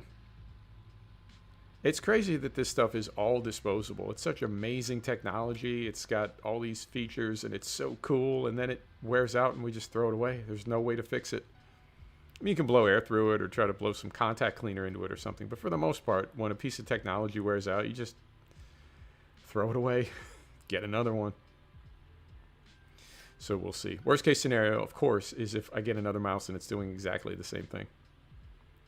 Although, look at this. 500 liters. 400. Oh no. 300. 200.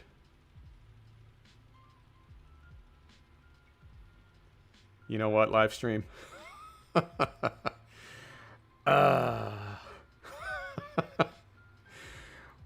What are you going to do?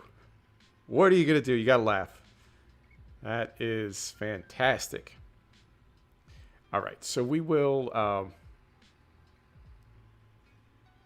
what do we want to do here? Let's drop this right here. All right. Go pick this thing up.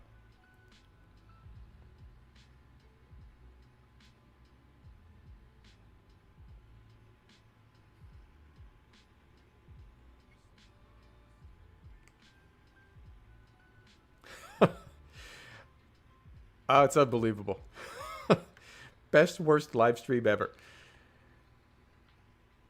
Okay, I'm going to do this. Because these areas down at the bottom do not have lime yet, and particularly that one over there where we made a turn, what I'm going to do is start side hill up on top. And that's going to give us a few minutes to get in the T6, get down to the store, get some more lime in there, bring it back up here, see if the T6 will pull it, right? Just for some quick passes to get those other areas. Then we'll turn this thing 90 degrees, right? And we'll turn it 90 degrees, and then we'll go up to field 1. So this is still good. Yep. We got a dumb worker on there. Speed is good. Here we go.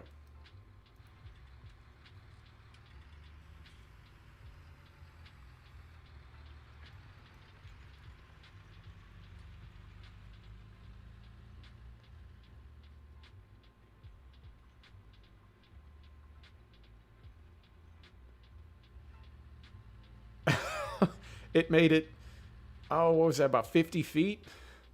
Oh, that's fantastic. Oh, hired worker. You're doing great, buddy.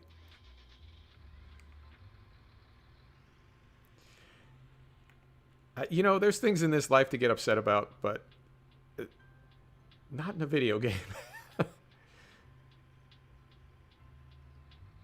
All right.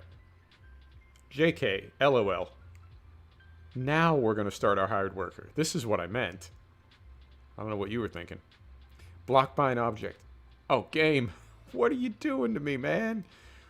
What are you doing? All right. There they go. I suppose we'll follow along for 1 or 2 lengths just to see how they're doing. See how they're getting on. You know who it is. That's our guy, Desmond. He's a bit of a pothead between me and you.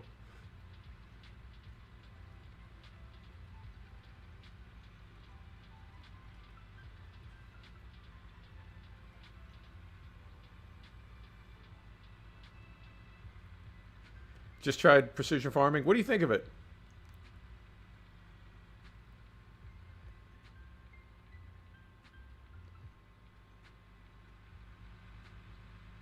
Oh, that is a gigantic turn. What? Sir. I mean, they're going somewhere. They are definitely going somewhere. All right. Just got the samples done on one field. I think that... Ooh, yeah, that's a good point.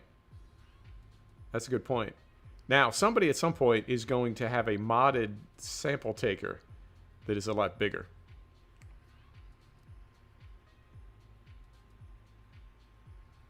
All right. I'm afraid to even start this thing.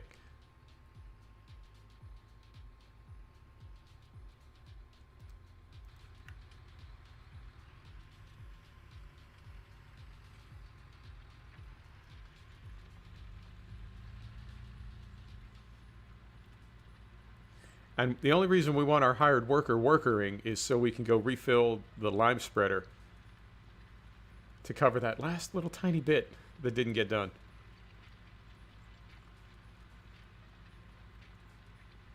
And this, the Lemkin kit that we have, that's by ITS. That's the same crew that did the one for 17. It's a really good mod. Sir. Sir. Sir. Okay.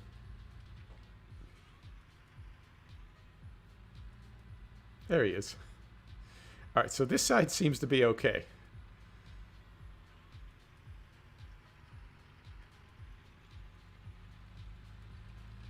Oh, yeah. Go out there with a flour sifter. All right. It's the other side of the field that has me concerned.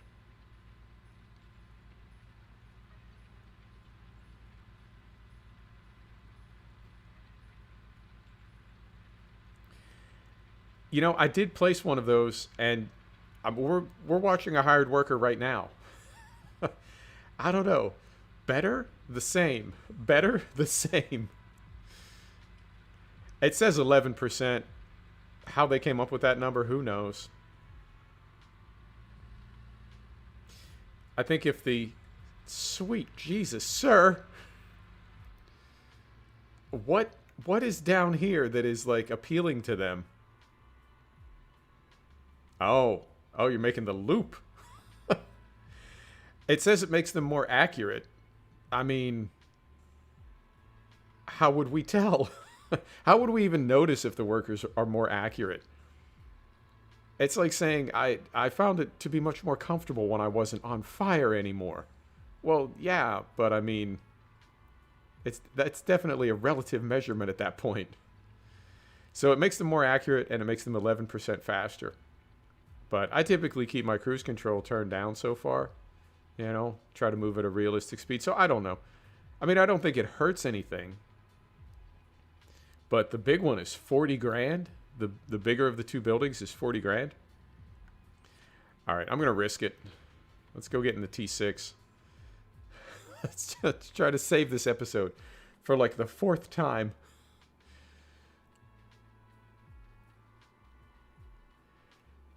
I do think 2nd or 3rd week of January, I think they're going to release a patch for it. And I do think they will be adding to it over the coming year. All right, to the T6. And I think we'll just refill this thing, bring it back up, see if we can get those last couple little spots, and then we'll call it. And I don't know where our hired worker is going to be when we get back. They could be like 3 fields over. As long as they're not tearing anything up. That seems to happen less these days. I don't know if you remember the old days where your hired worker would jump from the field that you put them in to the neighboring field and continue cultivating, right? And cultivate under a crop that you had planted. Oh, good times, good times.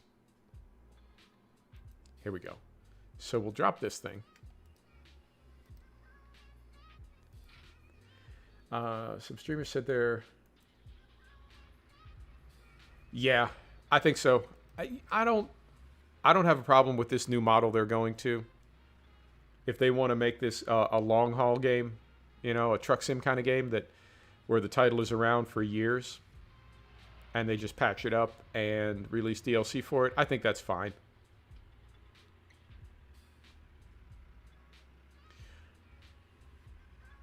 Oh, that's nice. Hang on. Oh, look at that. Beautiful. He's got little purple lights. What did I hear? I heard something about next gen for the current version. FS19, they could not port it over. Or they delayed because they can port it over. I don't know. You have to track that down manually, but it had something to do with next gen console and them wanting to, I don't know, keep the game going.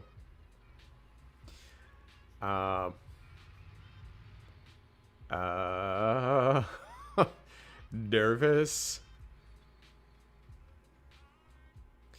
Yeah, agreed, Ernie's. I don't know if you've read the reviews on MXGP20, but the game's getting absolutely lit up for exactly that. You know, it's...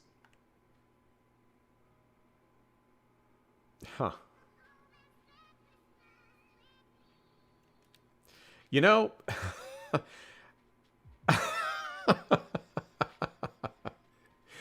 You know... I debated streaming today at all. I had a pretty good day, and I thought, you know what? Maybe we'll just call it. All right. I'm triggered. My OCD is triggered. I got to try to fix this. Good grief.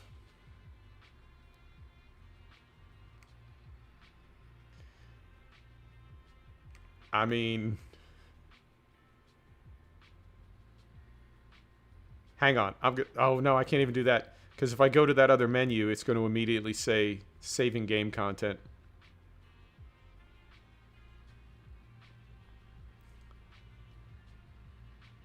I mean...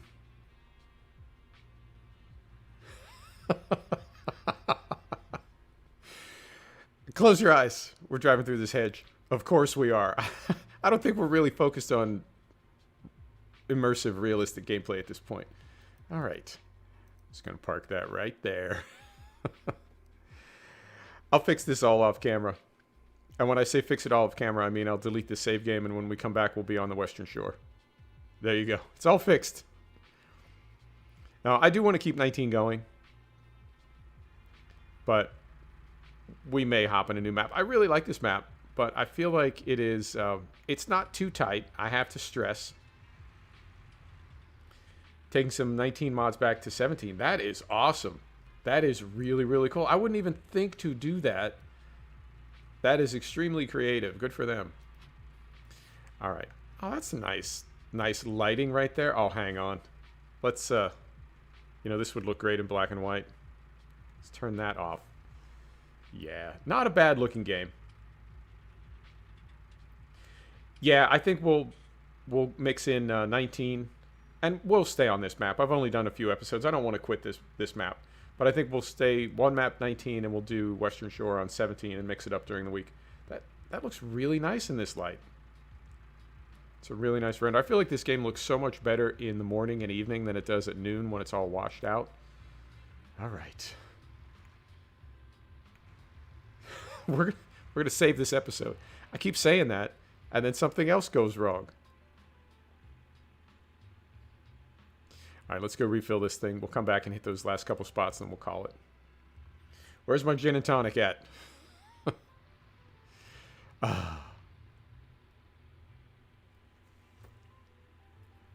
Yeah, definitely. Did you not see the series we did on the Western Shore? Like 50 episodes? I love 17. I uninstalled 19 a year ago and was on 17 exclusively all through 2020 until this came out. Purbeck. Well, no, I take that back.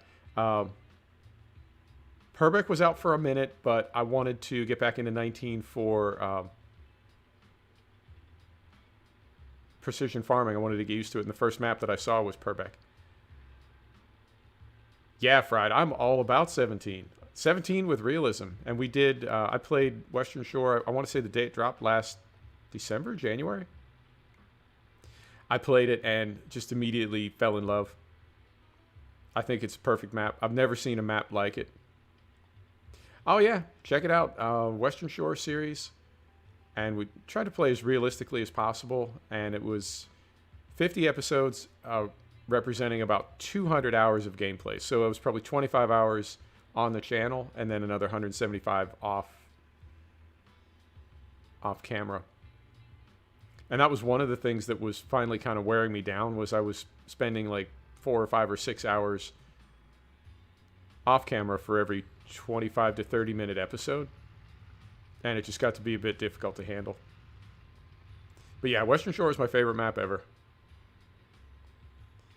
And I think if you wanted to shoot a farm simulator map into space to give aliens an idea of what we're all about, it would be Western Shore.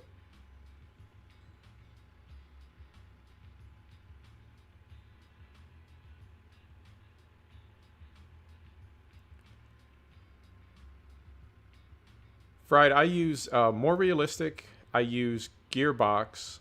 I use the Handbrake, Oil Change, and DEF mods by Black Panther.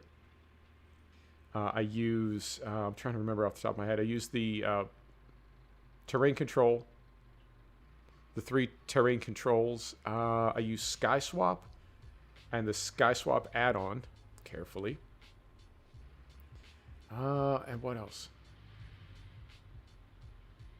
There's a couple others. I can't think of them off the top of my head.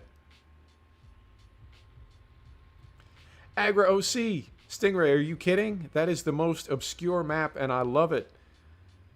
I did a series on that, too. Yeah, Agra OC is it's a super cool map. It's extremely unique. I don't think I've ever seen another map like it. It's based in Normandy.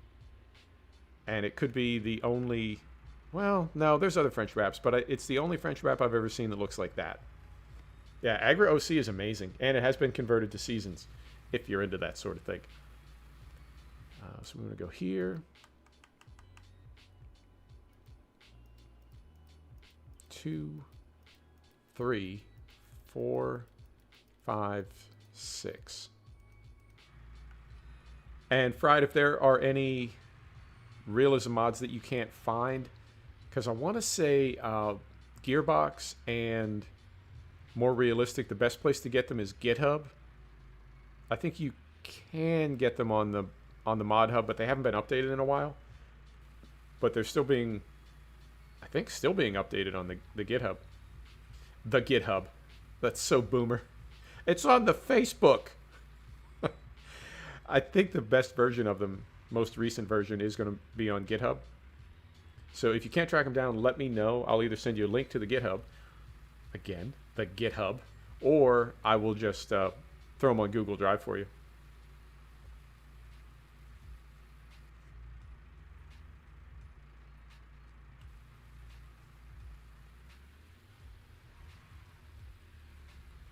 And I would also recommend Reshade for 17. Definitely helps. If you've got, hang on. If you've got an NVIDIA card, I believe all NVIDIA cards have, via drivers, they all have Reshade native now, which is what I use. Really? Are we out of a trigger here? There we go. I think it's a better game. I really do. Which is not to say that, I mean, 19 has been improved significantly. When I played it on day one, I was not happy. But I think they've improved it quite a bit over the past, 2 years, 3 years now? 2 years. So 19 is not a bad game, and it does have, in its own way, several advantages over 17. But I think 17 is, has to be said, it is the best the franchise has been at this point. And I feel like they were still not catering to, but still more mindful of PC players. I feel like 19 is when they really kind of acknowledged that they needed to move toward the console gamer. Yeah, it's, there's games and sims. And I know there's like a philosophical debate about that, because technically all video games are simulations.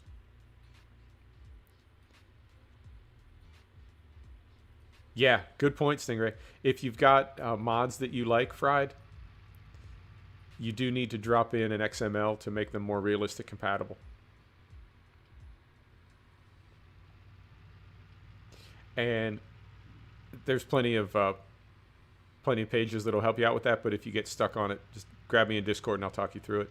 All base game vehicles are already MR compatible once you drop in the MR mod, but mod vehicles need to be converted over. What was I said? Right, games and sims. I know people say like, well, there's sim gaming and there's video games and there's a difference between them, but I feel like all games are simulations. We forget that, right? Like when you're playing Call of Duty, that's simulated battle, right? It's all simulation. But sim gaming, we know what that means. It means like work sims, and that's work. And there are times when you don't want to work, you just want to have fun. So I love Project Cars, which is arguably not a race sim at all, but I love it. It's good fun. And I love iRacing, which is definitely a sim, and it's so realistic and so difficult. Whoa. It's so difficult sometimes that it's not fun. So I think 19, if anything, it's just kind of a fun farming video game. And sometimes that's all you want. It doesn't have to be maximum realism at all times.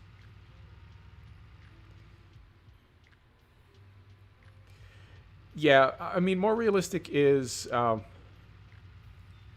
Gearbox and more realistic will work together. Oh, there's a drive control as well by Upside Down. That's another one. Gearbox and more realistic will work together, but you can run either of them, or both, or neither. I prefer both, but more realistic can be a bit over the top. It's a little bit OP.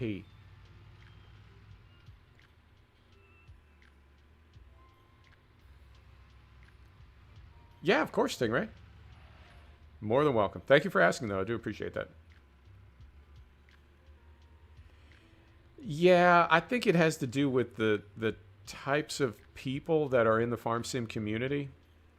It's kind of a nerd sim, and I feel like nerds get their feelings hurt more easily than other people. Right? Have you ever been... Fiona, what's happening? You don't come to the farm sim too often. I feel like the farm sim crowd has the same mentality as the train sim crowd. They are a little bit sensitive, and they can be a little bit delicate. So I feel like some of the pushback and the defense of Giants comes from fans that they just won't hear a word about it. You cannot say anything bad about the game. All right, we'll get these last little bits across the bottom here. John, I know a little bit about it. I can cob my way through it.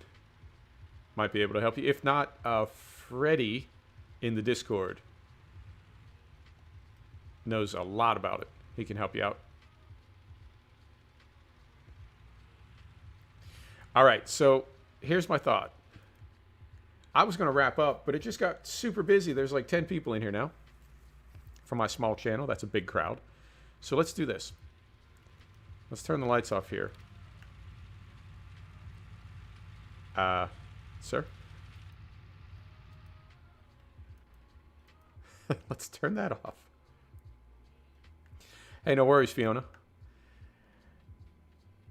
Let's, where are we on the map? Let's go sleep through the night, and once again, let's try to turn this around.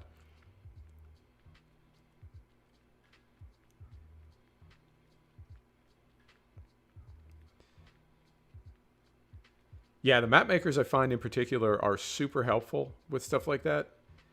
And the ones that live stream, it's amazing that you can watch somebody working in Giants Editor in real time and like see how they do it. All right, so it's 10 o'clock. We want to go, what, 10 hours would be 8. So it would be 6.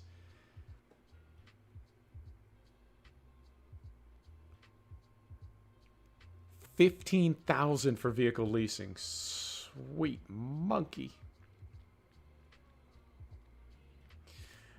All right. So I'm going to make some laps around field 3-7 with the cultivator. And then we're once again going to put it on a hired worker and hope for the best. I will probably, because my OCD is like out of control right now with that giant gash across the field. That is like heartbreaking. That hasn't happened to me in so long, and it kills me when the AI does that. But I need to get that fixed. And then I also, we need to continue harvesting because today is second day of autumn. I believe tomorrow it's going to rain. So we need to get, I'd say, the rest of the canola in today. And the wheat can stay a little bit longer because we will have straw to deal with. And I don't necessarily want to bring the wheat in right before it rains because then the straw will be out and we'll have to get it all baled up before the rain or we'll lose some of it. And that's no good. All right. So let's cut some headlands in. Man, what has not gone wrong in the stream today? I feel like everything we've tried to do has somehow... I mean, even like delivering the canola to the pub, that went tits up. It's been a nightmare. All right, here we go.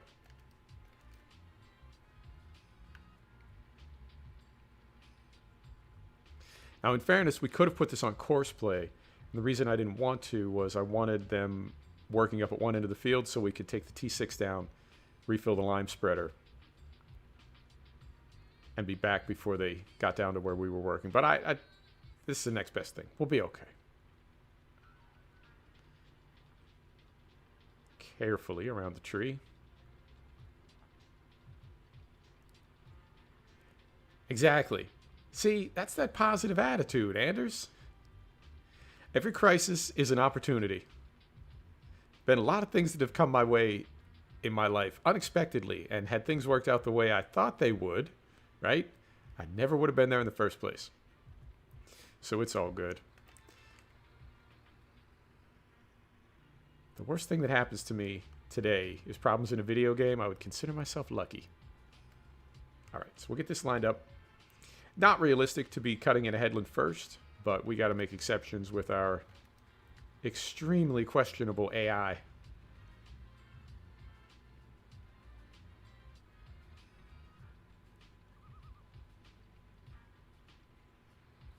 All right, so we'll leave that right there for a minute.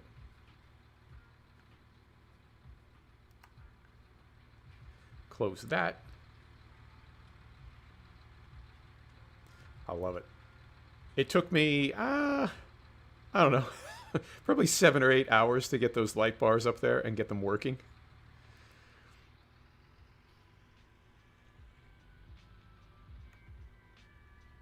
I do like this tractor, though. I think it's been updated since I made the edits. But I kept the one I made the edits to because, honestly, I don't want to do them again. They took too long.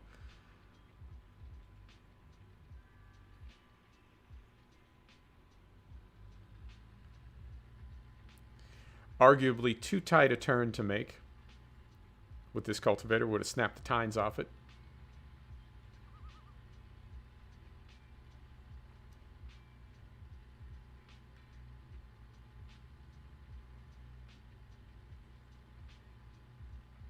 And I think, okay, so if we, yeah, I think we can find a little drill that we can put on the T6. Yeah, let's do that. We'll find a little drill that we can put on the T6. We'll use that to fix our grass field. We'll let this thing keep working, and then we'll hop in the combine harvester and head up to field 1. Freddie. Freddie Nicholson. Freddie Nicholson? Freddie Nichols.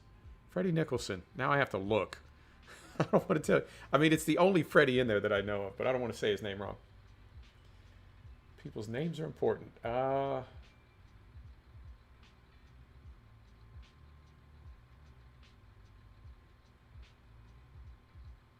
Freddie Nicholson. Yeah, had it right the first time.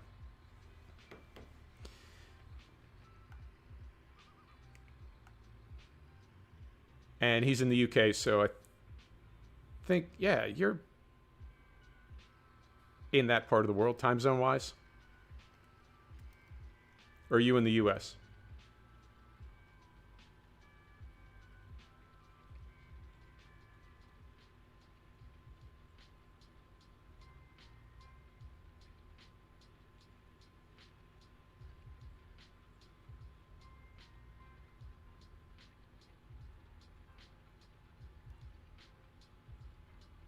I try not to.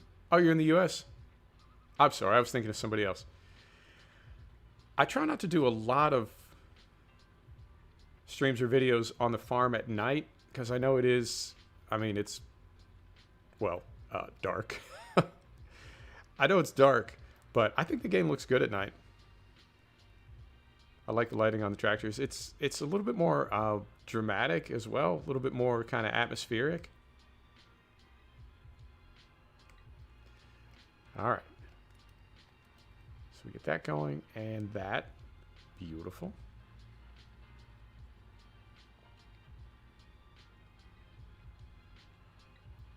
So hopefully this will be enough room for them to work.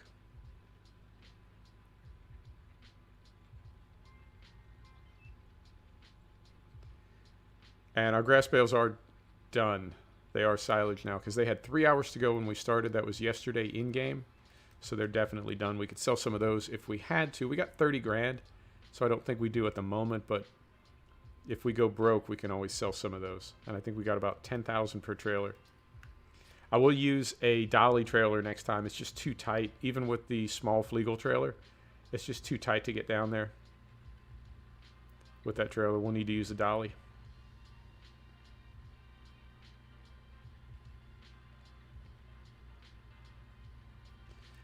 All right, I'm going to give our hired worker one more opportunity here. One more chance. And then they are fired.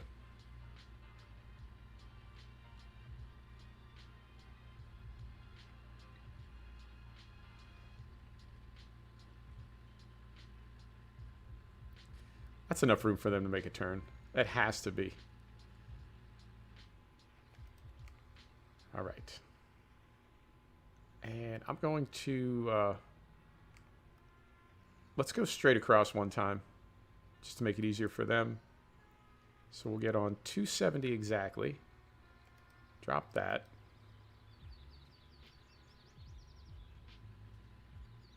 And I'm trying to go as straight as I can.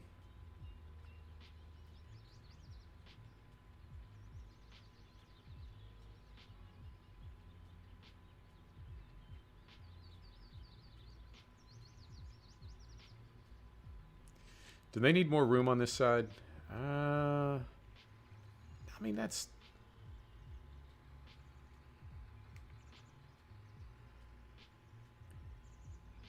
Update of the AI helper. There's a building you can get that's supposed to make it more accurate, but we've been discussing what that would look like and whether you could even notice.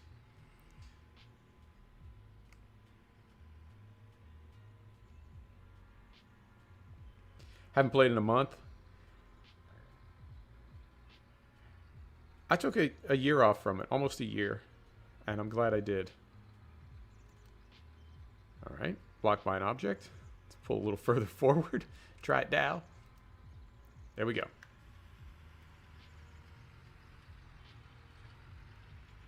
And we will definitely monitor. Yeah, I think that's really nice lighting. Very realistic, very immersive. I'll take it. All right, here we go. Moment of truth.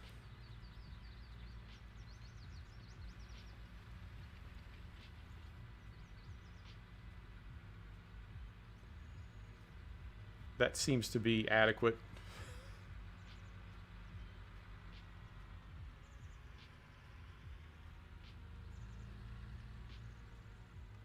No. I don't know what's happening at the end of the turns here. I mean, we've got it. It is definitely on dumb worker. Alternative worker off. Okay. Detect connected field only. Does that matter? Collision check is on. I mean, turn modes. No option there.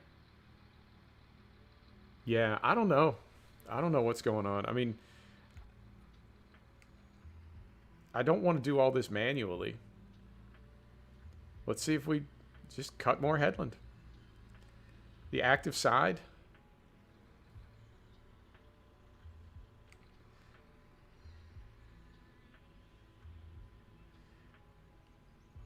As far as I know, that doesn't do anything when you have it on the basic worker, but let's give it a try. So there is exactly 270 degrees.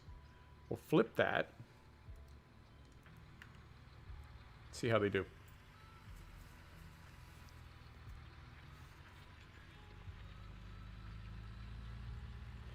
Yeah, agreed. And Fried, I think the worst thing is when you spend longer trying to get the hired worker to work than it would take to just do the field yourself. I mean, when the flow is working and everything has that nice, you know, teamwork feel to it, that's one thing, but this is just not cool. And so they did turn. And then, yeah, they just what? They just randomly drive off. I didn't use Courseplay because we needed to go fix one thing. And I just thought it would make more sense to take care of that one thing and then come back and have it on a basic work. But you know what we can do? Hang on. You know what we can do? You're absolutely right.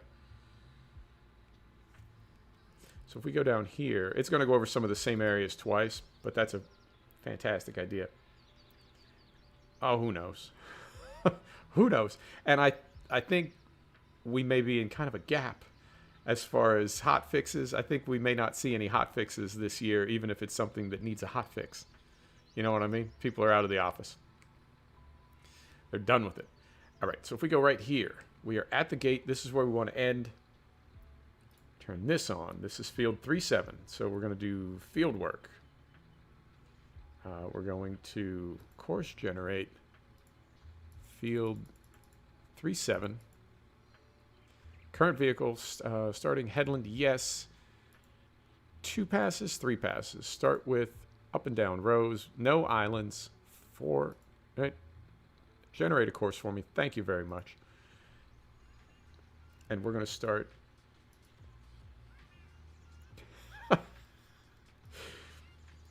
We're going to start where we just were. Oh. I'm fighting it today, man.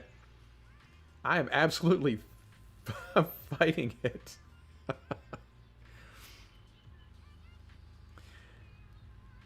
You know, when I look at the AI in Catalan crops, I feel like 2 development studios are just like, they're doing all of this for each other. That's what I feel like. I feel like the AI in Catalan crops is Master Brain Byte's way of saying, this is how you can do it. And it doesn't quite work properly. And then Giants is like, no, man, that's all messed up. This is how you do it. Field of Doom. It is the Field of Doom, Ernie. You're right. This is the one with those lines in it. Oh, you know what? I wonder if there's some like weird, like a collision or a legacy item or something that's messing everything up. What was I ranting about? What was I upset about? Oh, AI. I feel like both of these devs are just going back and forth about the right way to do AI, but not directly, right? They're doing it through us, the players. It's like the kid of divorced parents carrying messages back and forth. So we're going to start at first waypoint. Stop when you're done. Yes. Return. No. Speed is good. Speed is good. Slow that down. Turn that off. Go right there. There we go.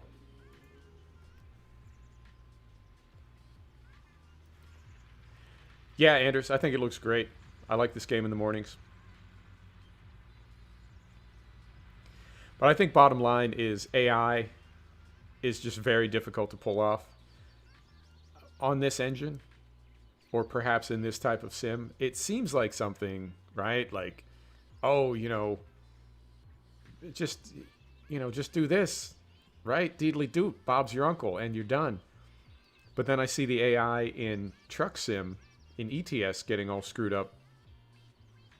And I think that game's been out for 8 years, and the AI is still curious.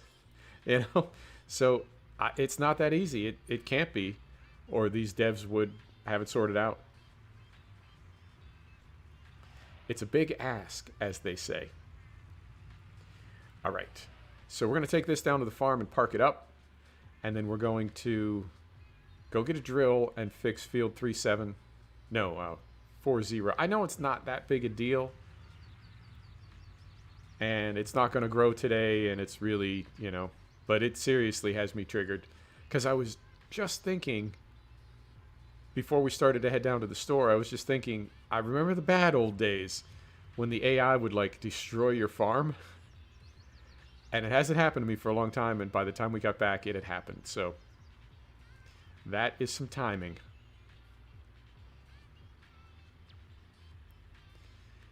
All right, so we'll pull this in here. This thing is, yeah. Say what you want about OCD. It gets things done. And we did keep that combine harvester overnight. I think that's what cost us the 15 grand. So we will have to be sure, on camera or off camera, that I finish up with that today. Because we can't pay another 15 grand. We're already, barely going to break even with this canola. And if we're throwing away money like that, we'll never break even. Okay, so we do have a weight on the front via the Agra bumper. And this thing is owned items. This thing is 130 horsepower. 155 horsepower. Fantastic. So if we go here, and we need something we can plant grass with,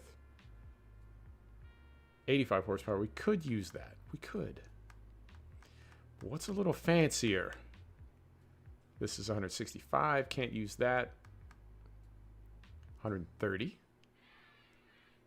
And we can plant grass with that. Yep. Let's do it. Let's lease that. Hop in here. Here we go.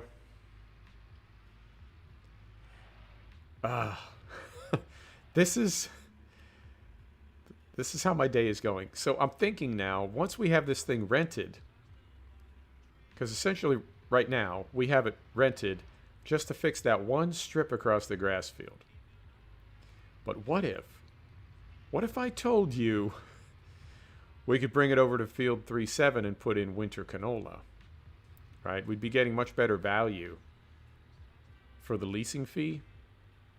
So what's going to happen is we're going to end up keeping it for the day and putting in a bunch of winter crops. So we don't completely waste it. Yeah, maybe we'll do that. Not how I planned on ending the year on Purbeck Valley, but so it goes. Now, if we put up another 100 bales and just wait for the price to go up, we'll have 100,000 for the price that they're at now. But if the price doubles, we'd have 200,000. I mean, that's some nice money to have. Maybe we do that. Just sit on those bales, and when the price goes up, sell them all and pay off the entire loan. Yep, let's do it. We'll use what we get from canola and wheat to survive through the winter till we start selling wool, and we'll sit on all those silage bales and sell them for a crazy price. All right. So we will put in winter crops. All right. It's always something. Now, is that little Cavernaland that we just rented, is it going to pull the front wheels of this thing off the ground? I don't think it is. We had it on the Ford, and it did okay. And the Ford had a tiny little front weight. I think our front weight on here is 900 kilograms. So hopefully we're all right. All right. Right up there. And right over there.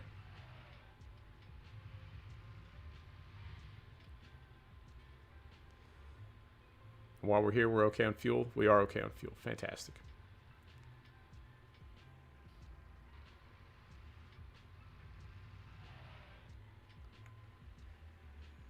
And I was just thinking about last episode, maybe the one before that, when the T-Dub went crazy and was burning through entire tanks of fuel in like 3 seconds. No GPS. Well, I mean, we're going to put it on course play, right? I don't think we're going to be doing any of these fields manually. But I don't think that menu's going away. That little warning that's popping up right there, I don't think that's going away ever. As long as we have proceed active. So if we turn... Oh, proceed won't turn on. God damn it, man. It is struggle bus all day. Here we go. So let's come in here. We'll repair this. All right. We will add this. I mean, that says it's on, does it not? Is that right? It says that's on. It says it's already on. Hang on. What is happening right now? I'm so confused.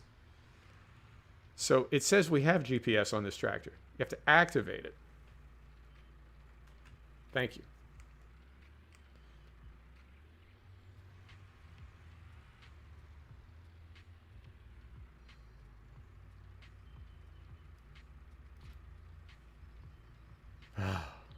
Thank you. All right. And we want seeds. 2 bags full, please. Like that.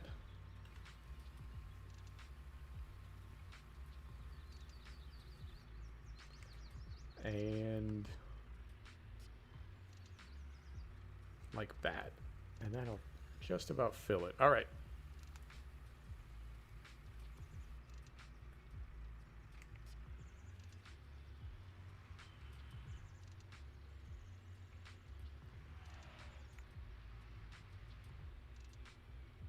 Before I forget, because I will, let's put this on grass. Now this thing has that little power harrow up front as well. So we need to be careful. Yep, it is left Alt C, you're correct. We need to be careful because this does have a power harrow on it. If it was just the drill itself, we could only drive over the area. We could drive over the area that we had torn up with the cultivator, and it would only seed there. Everything else would just skip over it. But because it's got the power harrow, it's possible that we can accidentally make that area wider and wider. And I don't want to do that.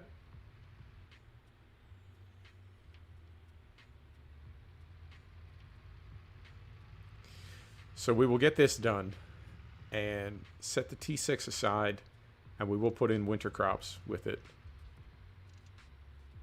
And then the last thing we'll do is hop back in the TX32, take it up to field 1, and see how it does on those hills.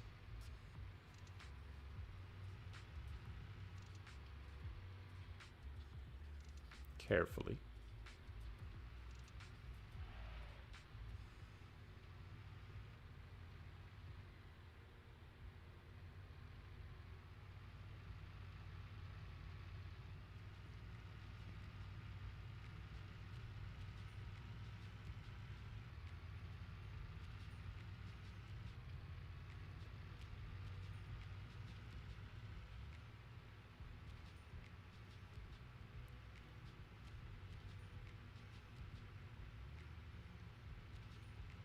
Yeah, those bears.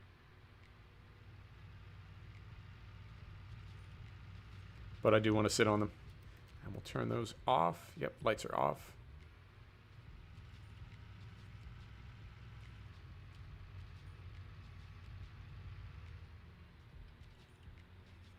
Right through here. Beautiful. Looking for traffic. There isn't any.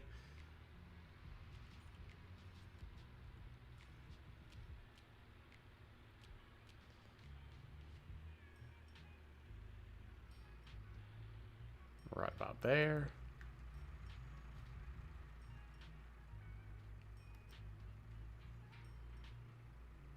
And right there. It is this field, is it not? Yep. I can see it from here. Okay.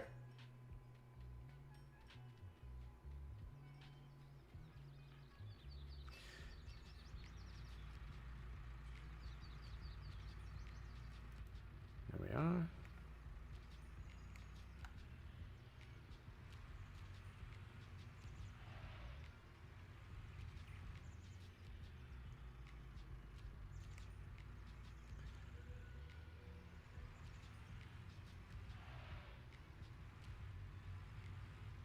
I don't think this will take long. It may no. It's 4 meters. The cultivator's 4 meters.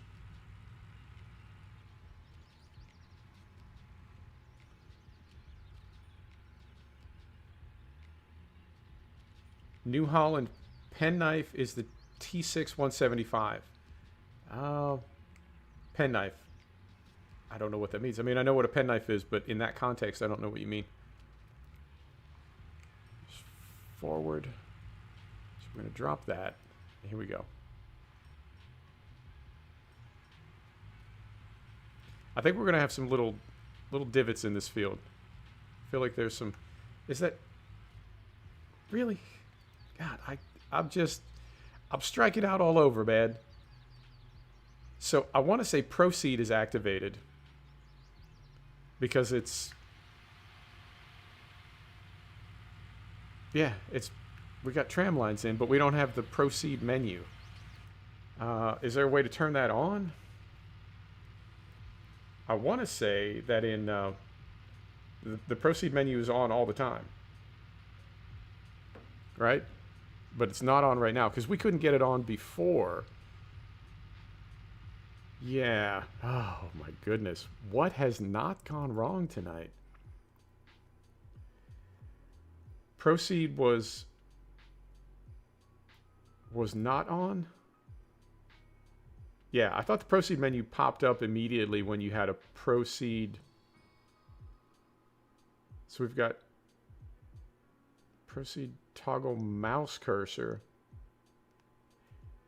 All right, Fried. Thanks for stopping by, my man. I appreciate you. See you next time. We don't want half side shut off. Yeah, I think I did that one time to get it to come back, to get the menu to come back. But good grief, this has been just an unbelievable session. And there's no manual key command to turn it on and off. You have to have the menu up. Next start, it will appear. Well, I deleted the XML once to get it to come back, but it just disappeared this stream. This is crazy. I've never, I don't think, had a session like this. Well, what is... I mean, is there any way we can get it out of tramline mode? You got to be kidding me, man. This is really kind of crazy. All right, so we'll leave that there. Unreal. All right. And the fast track is stuck. Wow. This is... Are we getting it all out of the way at once?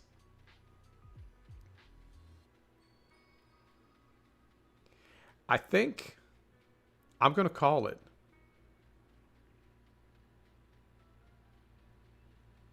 Yeah, I think I'm going to call it.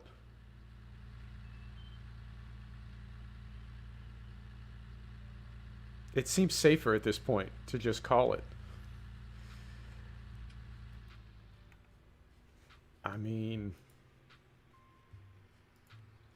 Part of me is like stubborn enough to want to get this stuff sorted out. But part of me is afraid. Like really, really afraid. Also, what is that? What is Courseplay doing? What is happening right now? I feel like my farm is just in open revolt against me. All right. Well, this had to stop anyway. No, because I'd have to go back to... I'd have to cancel all the way out of Farm Sim. Yeah, that's 3 hours. Let's call it.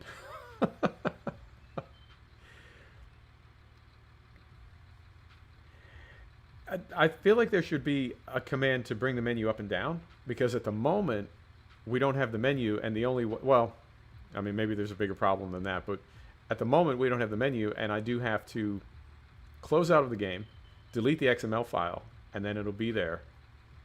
And all that just to fix field 40. I don't know, man. I feel like apologizing. This has been a really rough stream. I've had a good time. I hope you have too. But I'm really embarrassed. This is not my best work. This is terrible. Oh, my goodness. All right. I will fix a bunch of this stuff off camera. And we will, next episode, we will be continuing to harvest. Get rid of that. Yeah, next episode we will be continuing to harvest, and I will do Western Shore V2 probably on Sunday, because we're going to do ETS tomorrow. ETS 2. I say ETS 2. like there's ETS 1. We're going to do ETS tomorrow, haul a Christmas cargo, holiday cargo. Yeah, you're right, Ernie. It's been one of those days. We'll do ETS holiday packages tomorrow with a holiday paint job. We are in, Poland somewhere. We'll haul that probably back up to Scandinavia. Maybe run Grimes Frosty mod, right? A little winter weather. So we'll do that, and then Western Shore on Sunday. Monday, who knows? Might take a day off. Right on. Thanks, everybody. You're so awesome. I do appreciate it. You're a great audience. Thanks for doing this with me. See you tomorrow.